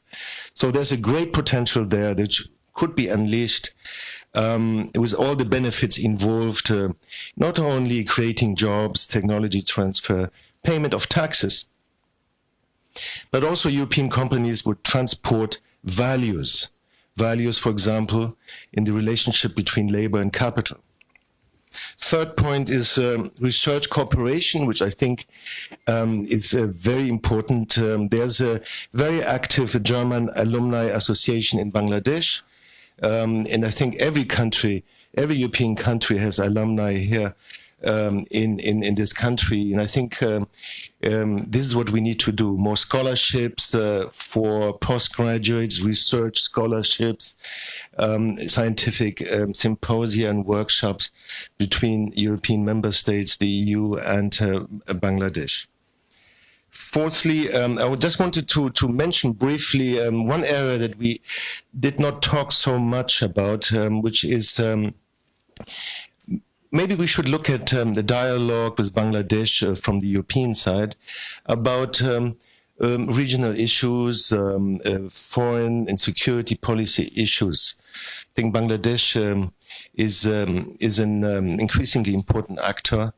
And I think that's something that we should take a closer look at, what we could do together in this area. Finally, I want to thank the government of Bangladesh on the implementation of the SOPs on the repatriation, which at least as far as I can see has been working very well, including also UN organizations like IOM, who will receive the citizens who are being repatriated to Bangladesh. Thank you. Thank you, Ambassador. Very good points. I wish to, in fact, place on record my appreciation of Germany's contribution to my country's, or to our country's development. I mean, this goes back to the days of Erhard Eppler, when he was Development Cooperation Minister. I made a reference to Karl von Weizsäcker, by the way. In the late 80s, I forget the year, he had read a book called, by Birgitta Erler, called Tödliche Hilfe, Deadly Aid.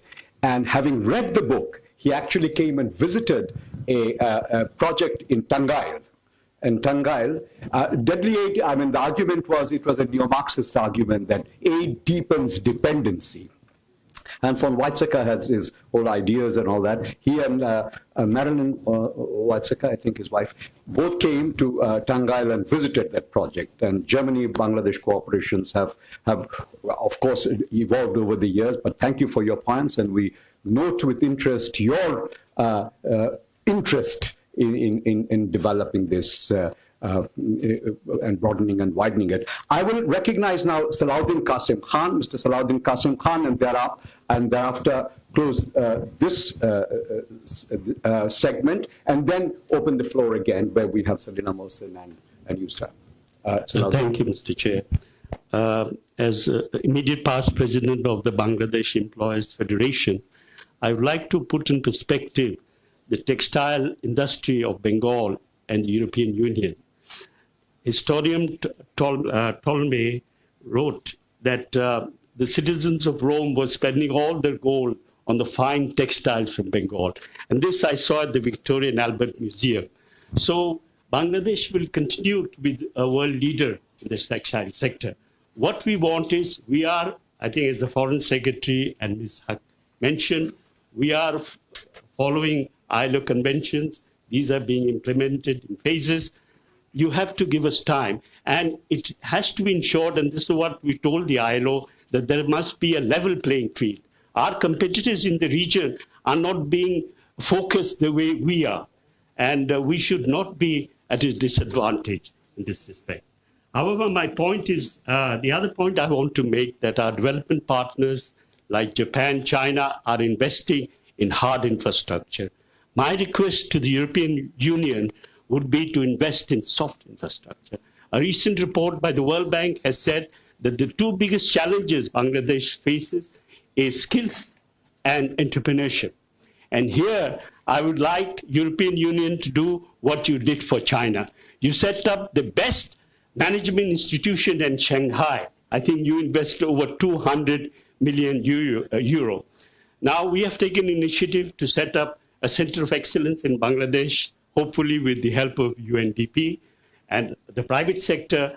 We want the European Union to help us create those professionals and managers, because every year we remit, now the figures stand as high as $10 billion outflow from the region for our professional managers, technicians, etc. And here, not only the universities, but also the technical institutions in Europe should be linked up with our technical institutions. I think this is the way forward if Bangladesh is to become, meet the challenges of the fourth industrial revolution and join the ranks of developed countries. Thank you. Thank you, Salahuddin. I mean, very important point, very cogently made, and very glad to hear about the progress of the center. We have spoken about it in the past, and now with the UNDP help, if you bring it forward, I think it will be of great support to all of us. Would you like to react to the GSP question at this point in time, and then I'll get the next set of speakers. Yes, thank you, High Commissioner Fowler. So to reply on the GSP Plus, of course, there is a grace period. Also, it's important to note that we're, the EU operates in terms of 7-year cycles called financial perspectives. They will come to an end now, our 7-year cycle in 2020. And we're currently engaged in the midterm review exercise of all our instruments. So our development cooperation instruments will be revamped, will probably be concentrated, but also the way we use the GSP Plus. So there may be changes, and I cannot say at this point how that will impact the future way of dealing with GSP Plus. What I can say, just as an example, that if Bangladesh were to apply now, it would not qualify because it actually exports too much to the European Union. So there are certain different, let's say, criteria for a country that has graduated to apply for GSP Plus. So for the moment, Bangladesh would not qualify. But we have to see this in a longer term perspective, also taking into account the new way of this instrument may be changing over the years. And then also look at the conditions. And again, I think this is an important point which I try to stress in terms of governance and human rights issues that the country will need to adhere to. Also in terms of ILO compliance, which will be important. And if you look at the case of Sri Lanka, for example, Sri Lanka, we have withdrawn GSP Plus privileges before because of the human rights situation. Now this has gone back, but again, it's not a free-for-all. That is, I think, the bottom line that needs to be understood. Yeah, that's right. I mean, GSP, of course. Are you going to react to this? No, that's fine. It's very helpful. Okay. Yeah, I have in my institute also people following GSP Plus with Pakistan, for instance. I mean, it's very complex. It's very complex. Though I like to hope that at some point in time in the RMG sector, when we were in the WTO, we used to say, we liberals used to believe that privileges prolong pain. And at some point in time, we would like to go to the market directly without the helping hand of support. I will now give the floor to the Deputy High Commissioner of the UK. You identify yourself, sir, and then to Selena Mohsin. His is a two-finger intervention because he wanted to speak to Brexit. So he gets that privilege. Well, thank you very much, Chair. Yes, before I do so, I want to acknowledge the Cosmos Dialogue for this wonderful occasion. Thank you very much for having us here. Also, I just want to acknowledge my distinguished former High Commissioner here for the UK here in Bangladesh, who we've heard has achieved so much for not only UK-Bangladesh relationships, but also the EU-Bangladesh relationships. And he's so eloquently spoken about some of the views held within the UK on the topic of Brexit in his private capacity. I wasn't planning to intervene today. I was mostly planning to be here and listening mode, but I feel compelled to just to highlight that notwithstanding the very eloquent remarks made by the former UK High Commissioner, it's important to note that notwithstanding what we're seeing here in the UK taking place in Parliament, it is in many respects a manifestation of democracy in action. It's a leader being held accountable by her party, the party trying to hold Parliament to account, and the Parliament trying to hold the will of the people to account. So it is taking place through an enormous amount of change, and inevitably change itself can be quite disconcerting to those who see it from the outside. I can't speak for the exact outcome that will happen insofar as the next month or two, but assuming that the UK's departure from the European Union is confirmed, I think it's important to make a number of general observations. Firstly, I want to acknowledge the point made by our distinguished chair, who rather formally made the remark that the Bangladesh traditionally viewed the UK as a gateway to European Union, and that might change. I see that very much in the inverse, really. It's a remarkable testament to Bangladesh's own development and progress that it no longer wants to rely upon one country within a certain world region to promote its interests, is looking to expand that network, and I think that's a testament to Bangladesh's trajectory, and it's always destined to happen. Having said that, the UK and Bangladesh have a very special relationship. The UK was with Bangladesh before we joined the European Union.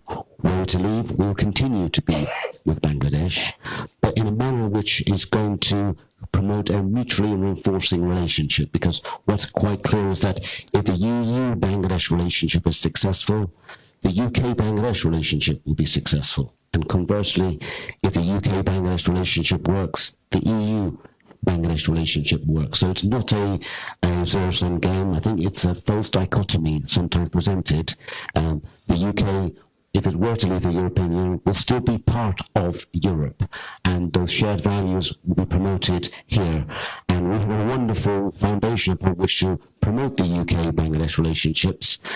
Not to mention a few issues, we have 500,000 UK Bangladeshis in the UK who are leaving a very positive legacy on the UK cultural political landscape, be it in the form of members of parliament, be in the form of successful entrepreneurs, and also be in the form of the very special relationship with Philet. So that's a fantastic foundation.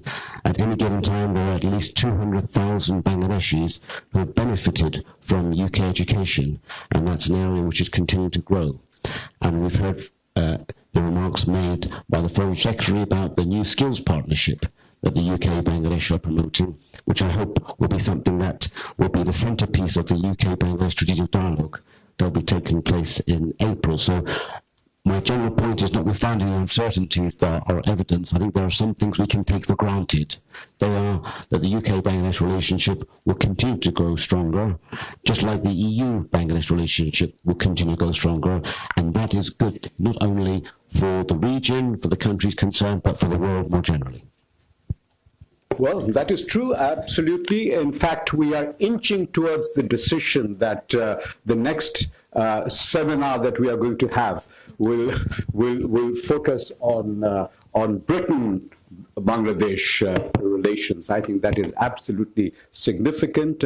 This dates back to 200 years, and absolutely true that irrespective of the outcome of Brexit, and you Brits will somehow muddle through, as you always tend to do. I mean, this will be also behind us. But eventually, Britain, Bangladesh, these are solid foundations, and we need to talk more about it naturally. Ambassador Selina Mohsen, and thereafter you, Madam. Good afternoon, ladies and gentlemen, chief guest and special guests. I just wanted to point out a few things. One is, we will soon be going to become not least developed country, but a developing country. Now we get free access, and EU is our largest trading partner, and 90% of the RMG go to EU. So after we become a developing country, and we do not get free access, we get GST and etc. Are we going to lose our status as Bangladesh as the largest trading partner of EU, or are we going to improve our RMG sector through research and development, etc.? Because nowadays the trend in Europe is, also in Britain, that fashion is changing very fast. So there are some high-grade fashion models which Bangladesh cannot provide and cannot send on time. So there are many small industries that are growing up in Europe and in Britain, which are producing high-grade fashion industry quickly and on time. That is one point. So, and we may not be earning as much money as we are doing now if we become a developing country, because our export to EU may lessen. And we have to compete with Cambodia and Vietnam, who are doing very well. And we have less investment than Vietnam has. And also, I would like to point out that my friend, dear friend Renzia has said that we should diversify. We have shipbuilding, we have pharmaceuticals, we have electronic items, we have leather goods, which can be hyped up with research and development and made into world-class standard, and we could also export them. What I am... You mentioned IT and AI? R&D, yes. We need more R&D and innovative technology in order to compete with the world market. What I'm worried about is the challenge that I have, in my humble opinion, is good governance, which includes transparency, accountability, lack of corruption, and sustainability. These things, I mean, good governance is one item which includes several items under it, which is something that Bangladesh is not very good at. And we have to deal with corruption, with transparency, accountability, and this good governance, if that is done properly, then the rest will follow much easily with research and development, with other initiatives the chief guest pointed out that we are doing now. I'm very happy that Bangladesh is going forward so well, but let us also concentrate on good governance. Thank you. Okay. Would you like to react to at least one part of this thing? Because good governance is our responsibility. Okay. Thank you, Selina, for this very relevant point. I also wanted to briefly come back to Mr. Saludin's point on on the help in the soft power of the EU. And just to reply, good governance is one of the key issues under our multi-annual development program for Bangladesh. So, you know, our complete portfolio for the current 7 years is 700 million euro. So it makes Bangladesh the second largest recipient of development cooperation in Asia. The biggest is Afghanistan, but Bangladesh is a proud second place, and we're looking really to how to harness this soft power in terms of helping with Bangladesh's reform agenda. One important program which we're planning for, we planned for last year, which is coming to fruition and we hope will be signed soon, is the Human Capital Development Program for Bangladesh. It has a budget of over 205 million euros, and it will also focus on primary education, but more importantly also on technical and vocational education. This is, I think, crucial. The quality. It will also, and there I return to your point, Selina, on the governance. We have a top-up to implement a program on village courts, so bringing the judiciary closer to the people. This is an important thing in terms of governance and human rights.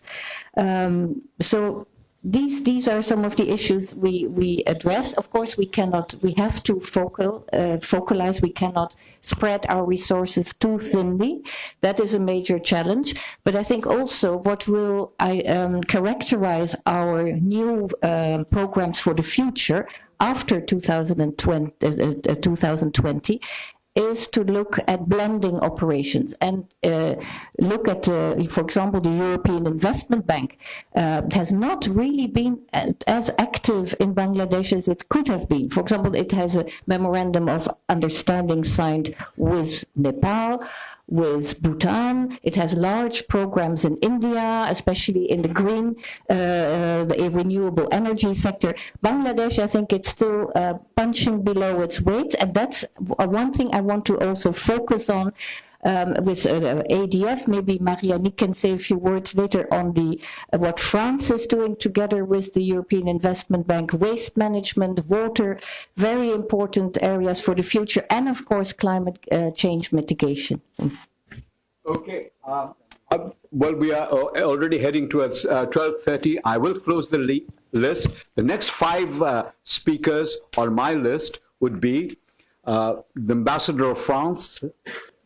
Yes, we've got it. Starting with the Ambassador of France, then Mahbub Zaman, Secretary of Foreign Affairs, General Zahir, Mia Seppo from UNDP, and a colleague from the Dutch, Netherlands. Oh, you didn't ask me? I'm sorry. No, but we we'd like I say so on popular demand. Encore. Okay. So in this order. So let's begin with Ambassador of France. Yeah, thank you very much. I'm Marianne Bourdin, French ambassador, and I'm very grateful indeed for the Foundation Cosmos for this gathering, although I found my Saturday morning a bit amputated. Nevertheless, I think it's very interesting, very enriching, and I hope to see more of that in the future, maybe not on Saturday, so that we get our chance also to have a rest. Sorry for that remark. Indeed, a very fruitful gathering where Ranger's contribution was reflecting all our member states' opinions. Thank you very much for a very comprehensive presentation. Thank you very much, Mr. Foreign Secretary, for your positioning the EU at the center of Bangladesh's foreign policy. I'm very much looking forward more of that proposition. And Mr. President, thank you for your enlightening starting speech. I would like to say very briefly that we share the focus on the importance of multilateralism, You will remember our president has been exactly at the juncture of how do you arbitrate between multilateralism, various commitments we've taken, which are committing the future of the planet, and decided to launch this summit for sustainable development, One Planet Summit, where the Prime Minister kindly took part. We are very much committed to that and to the cooperation among countries. We are doing some form of cooperation also at the UN with the Bangladeshi delegation, be it on the Rohingya issue with our colleagues, pen holders indeed of resolutions, but we did the presidential statement in October 2017, which sets a framework quite explicitly on how to handle the issue of brutality and violence that were exerted against the Rohingya community in a form of genocide that was acknowledged by our president also during the UNGA of 2017. There are other issues on which we are also working, on labor issues, on human rights, and we hope to see more of that because I think there is scope for further discussion, further dialogue. Climate change is definitely an issue which needs to be worked upon further. We've been doing already quite a lot in a bilateral format, in EU format. Renzier was suggesting that I would develop a bit on water and renewable energy. I can, but I'm not sure how far I have the time to do that. So I would just say that France is working on potable potable water, has done Saidabad 1 and 2, and now is preparing to work on a big one, Gondapur. We have a lot of concerns regarding the rivers around Dhaka, and we are not the only ones because actually we are working with our colleagues from Germany, with the EIB and the Asian Development Bank. The degradation of the state of the rivers is a major concern. We've raised it with the Prime Minister's office, and we understand that the committee in charge of rivers is going to enhance its work and enhance its striking force, I hope, because it's going to render the water so unpotable that we would have to put too much chemical to bring it to be a bit potable. So I'm looking forward for more progress there, more dialogue there. And on renewable energy, I'm indeed encouraged by the willingness of the government to move forward. There are move forward, including through this International Solar Alliance, which was launched in 2015, where Bangladesh became a member almost straight away at its foundation. And there is scope for developing a lot in terms of solar energy, despite the problem of land occupancy and agricultural use. So there are European companies, French companies, a number of partners, even Norwegian, who are interested in moving forward, and I think we can definitely do a form of contribution to mitigation, not only adaptation, but mitigation in Bangladesh itself.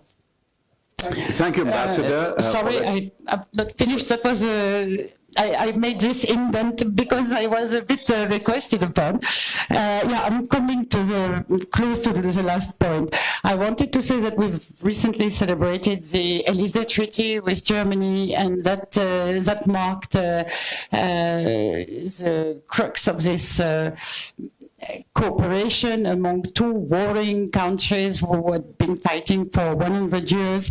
And we celebrated it with your minister, Mr. Abdul Momen, and the state minister. And we were insisting on the idea that it can be a model, that it should help to move forward a bit in the South Asian region. There is a lot to be done in terms of exchanges, trade exchanges, people-to-people exchanges. And maybe I'll finish there because I understand that that my time is going to be closed. Just briefly to say that I share the view that on trade and investment, we've not corrected yet all the necessary imbalances, that we need to develop our dialogue, as some interventions on textile RMG have shown. There is a need for further debate, not only considering that everything has been done and that the issues are settled. I think there is a lot more to be decided and discussed. And afterwards will definitely be the time for words to be transformed into action. Thank you very much. Thank you very much, Ambassador. That was a very comprehensive statement on France's contribution to Bangladesh's development and, of course, bilateral relations. I'll move very quickly now. Time at hand is getting shorter and shorter. We'll go to Mr. Mahbub Zaman, Secretary Foreign Affairs, General Zahir, thereafter Mia Seppo and our Dutch colleague. Thank you, sir, for giving me the floor. I will be very brief. First of all, Foreign Secretary Sir has already made his substantive remarks, so I will just not delve into those subjects again. I will just make some certain observations. My heart, it's a little bit saddened when I see that there has been a shift. I had been an active partner in the Brussels Program of Action. That would have been the third UN LDC conference that was held in 2001 in May, and I was a part of the process. The Honorable Prime Minister, who is now the Prime Minister, was there, and at the Brussels Program of Action, the EBA was announced, everything but arms initiative, and there had been no mention about like the human rights concerns and also those core labor standards. The main focus would have been, poverty alleviation, and Brussels program was a framework for strong global partnership to accelerate the structural economic growth and sustainable development of the LDCs and to end their marginalizations. There were some specific targets, goals, and if you take a look at the goals and targets of the BPOA, the Brussels program, Bangladesh has made incredible progress. We had met all those goals, more or less related to MDGs, SDGs, the core targets. And so it pains me a little bit, when we see that we are being lumped together with Cambodia, Myanmar, and all that. There's some same labor standards. We had made steady progress, and our, this development process is going on. And we know that economic development is a process where a country's real per capita income increases over a sustained period of time, and provided the number of people living below the marginal poverty line and the absolute level of poverty does not increase. So we are very clear on that, and when I see that there has been mentioned that the absolute poverty line has decreased, if you go into the stats and the figures, we have made quite a substantial progress. And as some other speakers have pointed out, when there is economic growth, there is also bound to be, spread effects. There has been a wide diffusion, and it's bound to happen. And if you see William Piketty's book, it tells a lot about that. There has been a huge inequality, even among the European countries. He has brought out the stats and the figures. It's not easy to retain a democratic, structure, and we see that in a film documentary, Sesame Street. It said that it's not easy being green. That to be the green color, we could easily have been red or blue or something. But when we aspire or desire to be green, it creates a little bit of difficulty. So when you try to focus on some specific community or some section of the community, that becomes a little bit of problem, because they are focused on their self-interest. So I would like to say that if you see in a whole collective lot, those freedoms which resonate among the community, like President Wilson said, freedom from want, freedom from fear, freedom of choice, these are all the freedoms which we aspire to. So Bangladesh has done tremendously well on those fronts, So we are looking into a collective interest, not some interest of some particular, individual groups or some sections. And with that, I'd like to end here just. Thank you, Mahbub. That was a complex point, very subtly made. You talked of the Brussels Program of Action. In fact, I was there in Brussels in 2001, but not as a Bangladeshi diplomat. I was a special advisor to Rubens Recupero, who was the Secretary General of UNCTAD.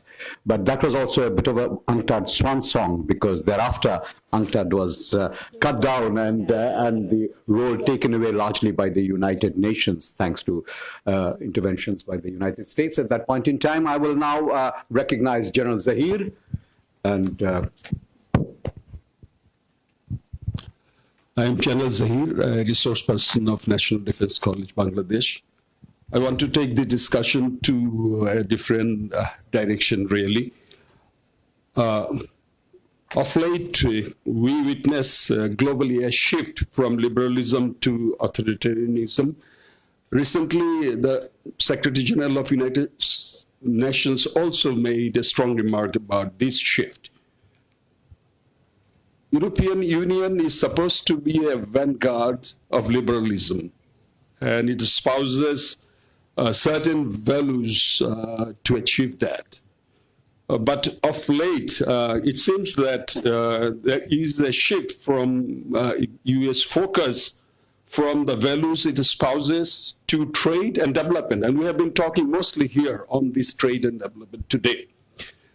And I also see that European Union is taking backseat from its philosophical concept of value-inspiring relationship with other states. And it is also almost behaving in its diplomatic exercise like any other state, but we expect it differently from European Union. In this context, that world is shifting now from the liberal state to a strong authoritarian state, and this is happening. Is it good for the future? And what is your take on this? Thank you. Would you respond to that? Let me first acknowledge the points also made by the French ambassador. Thank you for highlighting the important work we're doing on the environment in Dhaka. I think it cannot be stressed enough that more needs to be done. We will try to support as much as we can. I think this is another big danger to the world. I mean, the plastic problem, the way we're degrading our planet. So I think I wanted to just underline. General Zahir, I'm not really sure I understood your point correctly.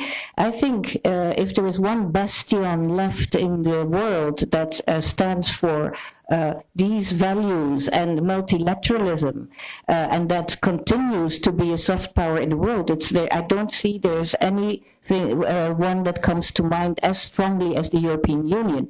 And I think what we see is an engagement with the UN, for example, also with many EU member states stepping in there where some other partners are withdrawing. What comes to mind is, for example, funding for UNFPA on reproductive health, etc. Member states have stepped in to fill the gaps. We're continuing our engagement. We see a more European role in the UN. If you look to important UN officials are now from the European system, the Secretary General, and also, of course, IOM. So I see a very strong role for this, and the way we continue engaging with our partners and with the developing world and the global south. I think there you cannot say that the European Union is withdrawing from that. Now, is the picture all positive? Definitely not. And the populist movements we're seeing in Europe are a cause for concern, but I think what we also see is a strong movement of the young people, the millennials, but even school-going children. If I can just cite one example of my host country when I'm back in Europe, which is Belgium and the Netherlands, and young people going out on the street saying, we are fed up with all the talk, we want to speak in favor of, for example, that something needs to be done on climate change.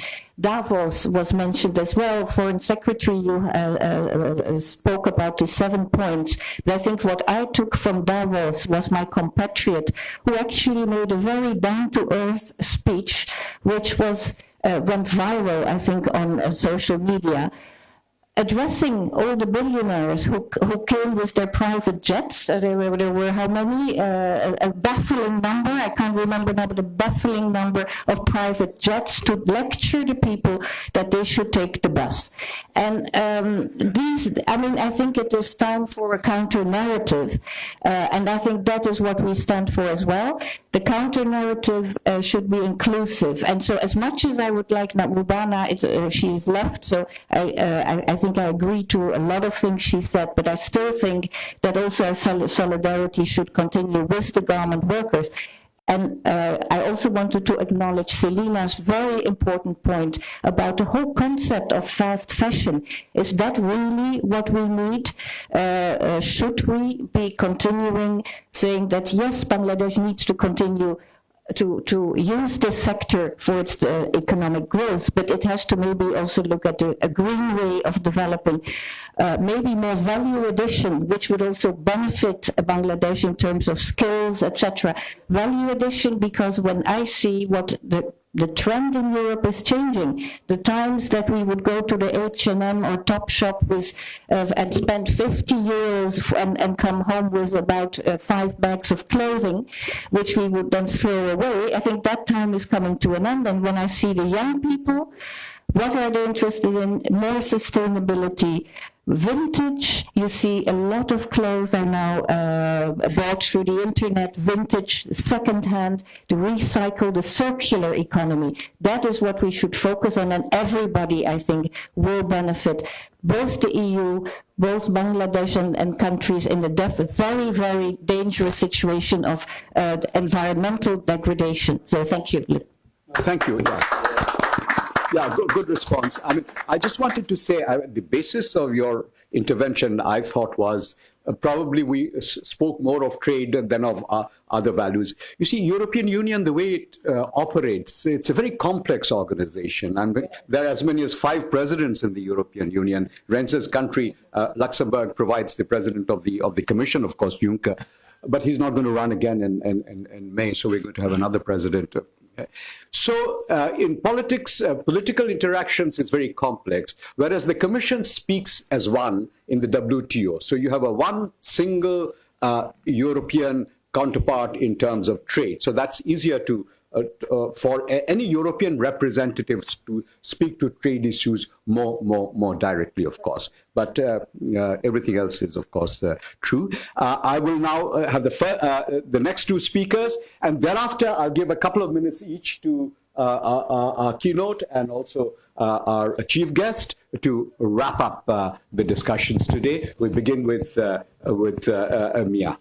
Thank you. Well, first to say, obviously, the UN and the EU share a lot of global values, and there is a close partnership in defending values which, unfortunately, are being questioned around the world as we speak. I also want to recognize that this is a partnership around values, around fairness, solidarity, tolerance, trust, human rights, where we also work closely with the government of Bangladesh. And I want to welcome and encourage continued dialogue and work with us, in particular on UPR and treaty bodies follow-up. Just to say, in terms of values, the 2030 agenda, the Sustainable Development Agenda, is a global agenda. Inequality and the growing inequalities in the world is one of the better examples of how the Sustainable Development Goals is a global agenda, not an agenda for the so-called third world or developing countries. The fact that there's growing inequalities in other countries is actually a poor excuse for accepting global inequalities in whichever country we are. Inequality over time is a threat to social cohesion in any societies. It's seen everywhere. And picking up those left behind and looking at the goal, which is very specific in terms of increasing income of the bottom 20% is absolutely critical. In terms of Davos and the private jets, I think my absolute favorite speech was taxes, taxes, taxes. Maybe also something to look at in terms of tax collection in Bangladesh. I want to close by just linking the point about deadly aid and LDC graduation to say Bangladesh is a country that can be very proud of its development story, of its development journey, of the miracle that has actually happened since 71. I worked in least developed countries my whole life. I've always worked with the so-called bottom billion. This is the first LDC that I'm working in that's actually going to achieve that graduation out of that LDC pocket. So it's something to be very proud of. Bangladesh can fund its own development if the resources are used prudently. And that's obviously then the work which needs to be strengthened, not just on tax collection, but also on public finance management and anti-corruption measures. That LDC graduation, and Renchi, you spoke very well about, more focus on R&D and innovation and different kind of partnerships. I think this is something that we're all going to have to really focus on in the years to come. The LDC graduation will call for a redefinition of roles and responsibilities from all of us, and the UN included. And for a country that has been in the past dependent on aid, moving out of that aid dependency also requires changing quite a bit of behaviors and patterns, moving away from a very projectized way of looking at development to much more focus on policy and leadership and national ownership.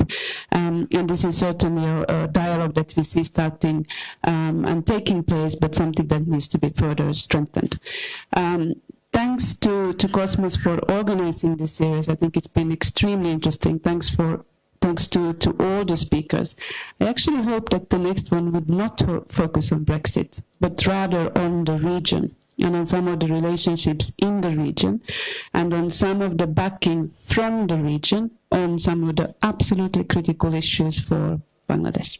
Thank you. Thank you very much. Thank you for that intervention, and thank you for proffering ideas as to what we should talk about, because that is the part of our joint responsibility to discuss what we should discuss. Our colleague from the Netherlands. Yeah, thank you very much, Jeroen Steeks, Deputy Head of Mission sorry, of the Netherlands. And also thank you very much for organizing this seminar. My UN colleague already said a few things which I wanted to say, but maybe in a different way. But let me start by her last remark on the region. I think what I've been missing here is also a bit of a discussion on the EU as an example for regional integration and for regional cooperation. I think if you look at the region here, there's a huge scope for regional integration, further regional integration, and also integration as a means for regional stability and regional peace. And there, probably that's something for the next seminar. But if you look at the European Union, and many of we talking about the upcoming populism in the European Union, one of the reasons is that people don't remember anymore why the European Union, the origins of the Union, and why it was established, and what it has achieved actually in the last say 60, 70 years. So I won't say there's an example, but I think there's something to reflect on also what you can as an example for the region. That's one point I wanted to make. Second point, also, if you look at LDC graduation, our relationship with Bangladesh is changing and will change. Look at our own policies. In 10 years' time, we will not provide development assistance anymore to Bangladesh. Bangladesh has graduated, and its country can be proud of that, to middle income status. That means that we will all, not all, maybe not all, but most of us will move out. And rightfully so, because if you look at Bangladesh, how it has developed, how it is developing, there comes a time, and what the UN was saying, that Bangladesh will be able, should be able to finance its own development, and that relationship will change. And we will change from relationship from aid to trade, and of deepening and broadening our relationship. Coming to aid and trade, there's a big problem, though. That's the image of Bangladesh abroad. We, as the Netherlands, we have a huge problem in interest. We see Bangladesh, if you look at its development, as a very promising market for economic cooperation and for investment. But if you look at the image of Bangladesh abroad, let's say that there needs to be some work to be done, to put it mildly. And that has to do with issues of ease of doing business, of course, governance, issues of corruption, etc. But apart from that, I think Bangladesh as a promising market has to be much more promoted, etc. I think there's a huge role to play for any Ministry of Foreign Affairs, but of course also Bangladesh. We're talking about technology transfer and skill development. The best technology transfer and skill development is via foreign direct investment. And that will happen, then again, I come back to what I said, the image of Bangladesh, the ease for companies to do business in Bangladesh, to invest in Bangladesh, that is just at the moment, at least from a Dutch or probably also from your perspective, not enough there or not there at all. So tech transfer by setting up institutions, that's not going to work. I think it is most tech transfer and skill development are embedded in investments that companies or countries are making. I don't think I agree with the Foreign Secretary on what he says linking SDG 10, 16 and 17.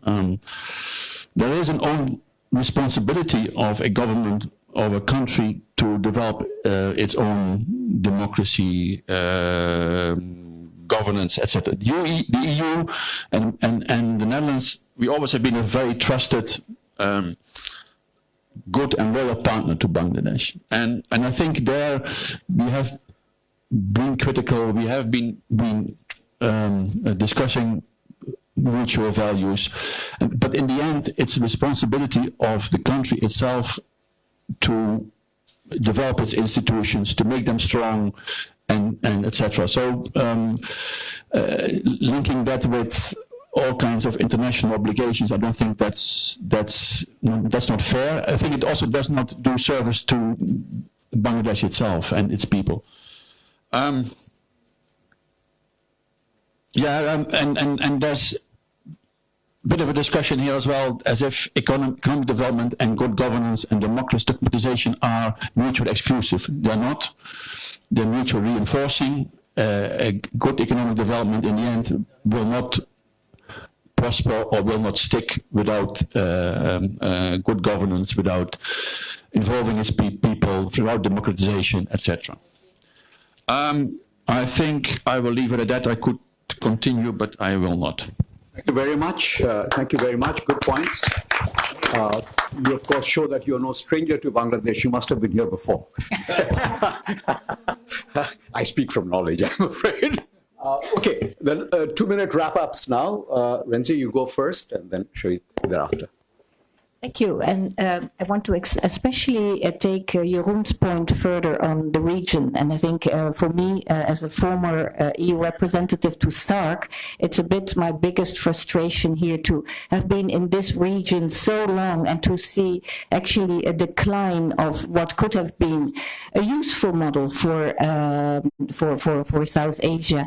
I think there, of course, the politics have trumped the trade and economic agenda, unfortunately. And whatever we hear about SAARC, it's always the same litany, the least integrated region in the world.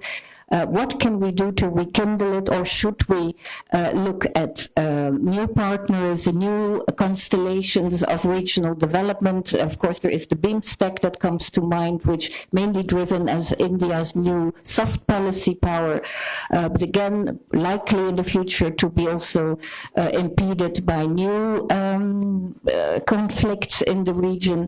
Of course, the Bangladesh-Myanmar situation also comes to mind here. There is the BBIN, but BBIN is, I think, just a tool by the Asian Development Bank to foster sub-regional cooperation. And so where are we with SAARC? What are the possibilities here? And I think Europe has a bit given up on SAARC, which I think, as being a really staunch defender of it, find this very sad, but maybe it could be a nice, well, or at least a subject of one of the next symposiums is that what can we do to foster regional cooperation? SAFTA, what is it? I mean, there are still trade has not free trade in South Asia has not taken off.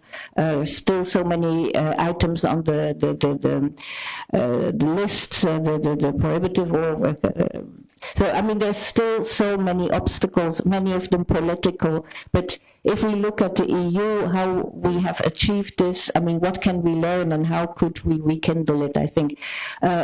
Secondly, I want to just really thank everybody, especially, of course, Inayatullah Khan, for having organized this. For me, this whole Cosmos forum and dialogue are new. I think it's extremely useful. The press was here, but I think nobody was hindered by that. We all spoke very openly and freely, and I think I'm taking away a lot of interesting points and ideas. What a pleasure also to listen to Dr. Iftikhar Chaudhry. Thank you so much for flying in from Singapore. And I would hope to maybe invite you for the EU to some of our regional seminars, which we host regularly once every 2 years. Actually, we just had one in Delhi. Because I think your expertise is so relevant, and as a speaker, I would really welcome that. And then, of course, thanks to all my colleagues for having given up their free, half of their free Saturday to come and listen to me, and for having actively contributed to the discussion. So thank you very much. Foreign Secretary, the final words of wisdom. I'll start off with technology. We are currently reviewing our traditional approach of acquiring technology, and we have realized that we can go ahead and 10 documents agreed. At the end, we get no technology. So, gradually realizing this, we are planning that we are ready to buy technology. And the question is, when I suggested this to a number of countries, they looked at me and they said, technology you also cannot buy. So what that we do? If you cannot transfer the technology under an international arrangements, or you cannot buy the technology, what you do? You create your own technology. So that's where we are currently looking at. We create our own technology, maybe not the way that some of the countries are doing, and that is, you will see that the Prime Minister Sheikh Hasina, that's where she's moving. That's why we have set up a space university. And our objective is to gradually move into the era where we would be also able to sell technologies to other countries who are in need. So that's where we are looking at. And I know that technology will not be transferred ever. It cannot be bought, because the moment you buy it, you actually know how the technology works. Okay, so that is one. On the issue of goal 16 and goal 17 and goal 10, I think we need to understand that what these three goals are all about. It is not about Bangladesh is not doing its part of democratization or rule of law. This is not what the intention is. So I would ask our dear colleague that possibly you should come over and we should sit down and we'll have a discussions. Not only what's written there, but what was behind the negotiations, how difficult it was to push the whole goal 16 through. And some of us who have, in the middle of night, been asked to wake up and take a decision whether Bangladesh should block along with the G77 the whole goal 16 or not. And I can tell you, Bangladesh was instrumental in making the G77 understand that this is a goal, is extremely critical to move in the stairs of development. So please do not understand that this is avoiding responsibilities of democratizing Bangladesh or rule of law or human rights. That's not what the intention is. The intention is that those countries who have democratized, they have equal responsibility in other areas. That's where we want to bring them into the same table. When it comes to inequality, it is not inequality only within the country, across the country, how the global trade regime creates inequality, how the technology, ambiguous technology regime creates inequality. That's where is the goal 10 all about. So you cannot talk about that unless you talk about democratization of a particular country. And then whole goal 17, partnership is something which we have not been able to implement in terms of goal 8, MDG 8.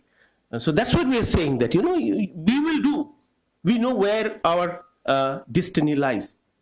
Countries like Bangladesh has never shied away from taking difficult, tough decisions. That's why we are where we are now. In 71, we knew that we have to give our blood to create a state so that we can achieve some things independent of some of the other part of Pakistan. And that's what we did. And I can assure you, Ambassador, that people of Bangladesh will never shy away taking tough decisions. Well, that's what we proposed when we were proposing to the European Union, that you mix up these 3 goals, and thereby Bangladesh will get away doing nothing in the case of democracy, human rights, and all kinds of things. That's what not the intention was.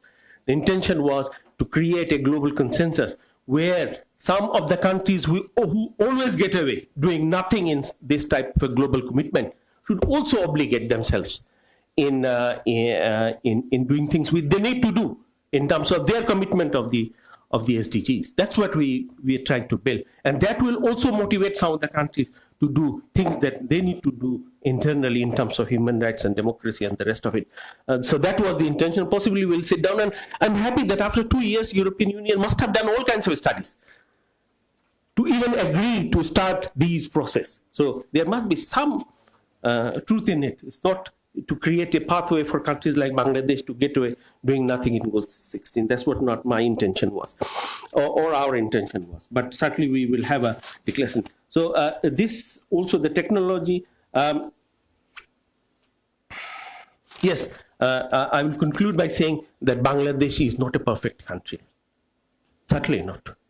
And I have realized that during my responsibilities representing Bangladesh abroad, we are ready to accept that there are areas where we are far, far behind.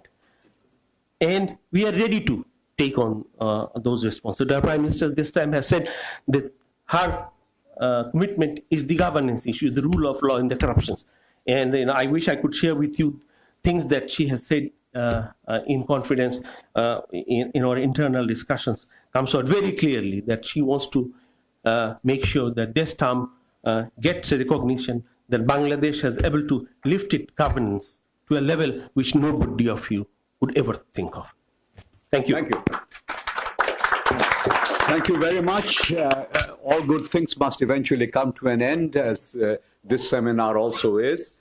I will make just a couple of points. One is, of course, to thank our keynote speaker and our chief guest for being here with us, and all of you, of course. It has been an extremely, extremely stimulating discussion. We have spoken very frankly. We have spoken without any inhibitions, and I think by doing so, each one of us around this table has profited from the deliberations. So once again, a big hand for all of us here, including our chief guest and the female. 2 small points I wish to make before I wrap this up and give the floor back to the chairman of Cosmos, Mr. Inayatullah Khan.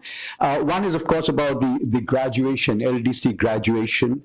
Well, this has been a very long process. Bangladesh is a very complex LDC country. I mean, it's a country of 160 million and a huge economic initiative, tremendous non-technological intellectual resources. There are many small LDC island countries where the day you catch a big fish, the GDP doubles. You see? So this is not one of those. For many years, only Botswana was the only LDC country which had graduated. And then came the country to which Selina was High Commissioner, Maldives, which graduated kicking and screaming, really, because they didn't want to. They lobbied very hard not to graduate. So you see, graduation itself is not an easy decision. Of course, thereafter, as I said, that I do believe that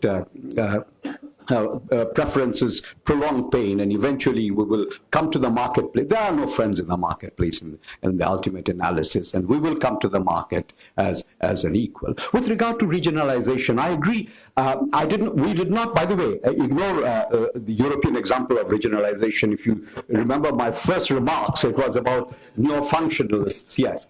One problem in South Asia, because we have been in the forefront of regionalism, SAARC regionalism, is unlike Europe, and this is something that we must understand. Today we know where France ends and Germany begins. You see, never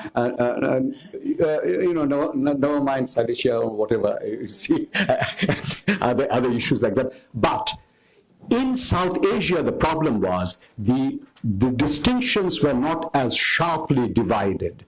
Intellectually, we were confused between whether to stress the distinctiveness which justified individual sovereignties or to stress commonalities which eroded those distinctions. So there's a very fine intellectual balance between this, and this is still something that we have to confront with. And then there was this Article 10. I mean, when we got together, got SAARC going, we had to agree that there would be no decision without consensus, because the bigger ones thought that it's a gathering of smaller fellows, and the smaller fellows thought that the bigger ones would dominate. But we all know the differences between the two principal protagonists, India and Pakistan, which is probably the principal impediment on the way. So, however, the regionalization comes from all ways, varied ways. I'm witness to this in Southeast Asia. It's not an easy process, and Southeast Asia takes this non-interference in each other's countries very, very seriously. So, nonetheless, slowly and steadily, it's moving ahead. Of course, Europe is a school. Europe remains a school. I mean, it's not Athens and Greece and all that sort of thing. Europe has remained a school for the rest of the world in various phases of its evolution. In the state system itself developed with Westphalia, empires developed with Europe, and today regionalization has also developed with Europe. We are setting some examples of sub-regional organizations, but anyway, so eventually, change will come. It will come through interactions, processes. We hope that all of your countries, and thank you ambassadors, thank you diplomats for being here and for assisting Bangladesh not only to develop, but also to think. And it's the thought processes which ultimately enable us to shape our ethos. With these few words, I'm going to once again reiterate my thanks to you and hand over the floor to Mr. Inayatullah Khan, our host for the day. Inayat.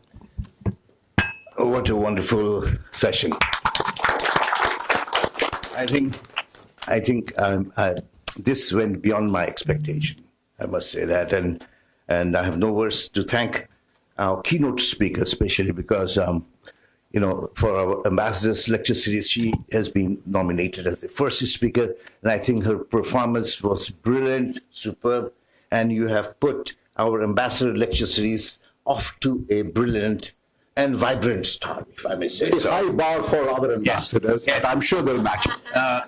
And really, it's been very, very engaging, stimulating, rewarding experience for all of us in this room, and I thank you very much for that.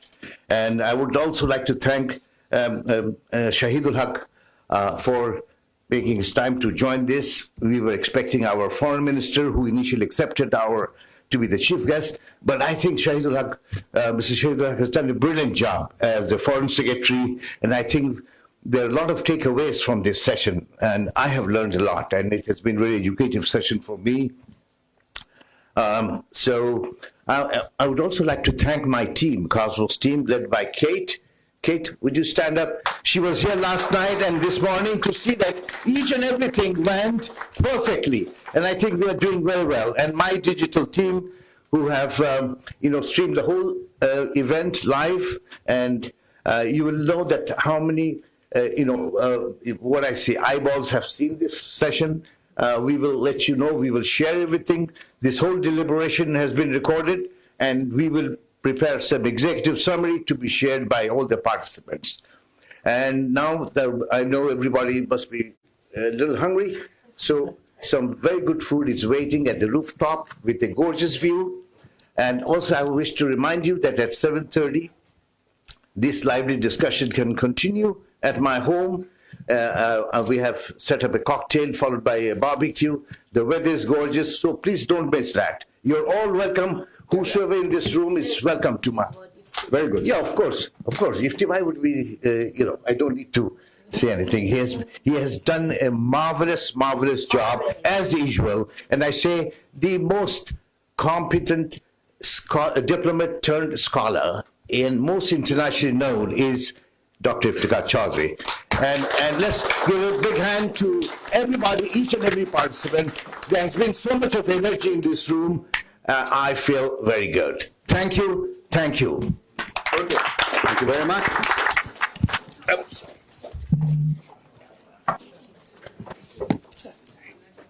Oh, sorry. There's one thing is missing. I think there's some bouquet and some crest waiting to be delivered. First, our chief guest, Dr. Shahidul. Yeah. And then Ranjit Tariq. Yes. Thank you. And our session chairman, Dr. Iftikhar Chaudhry. I don't deserve this. But anyways, thank you. You hold it for me. And to all very special sir, Mr. Inayatullah Khan. Yes. Sorry. Thank you.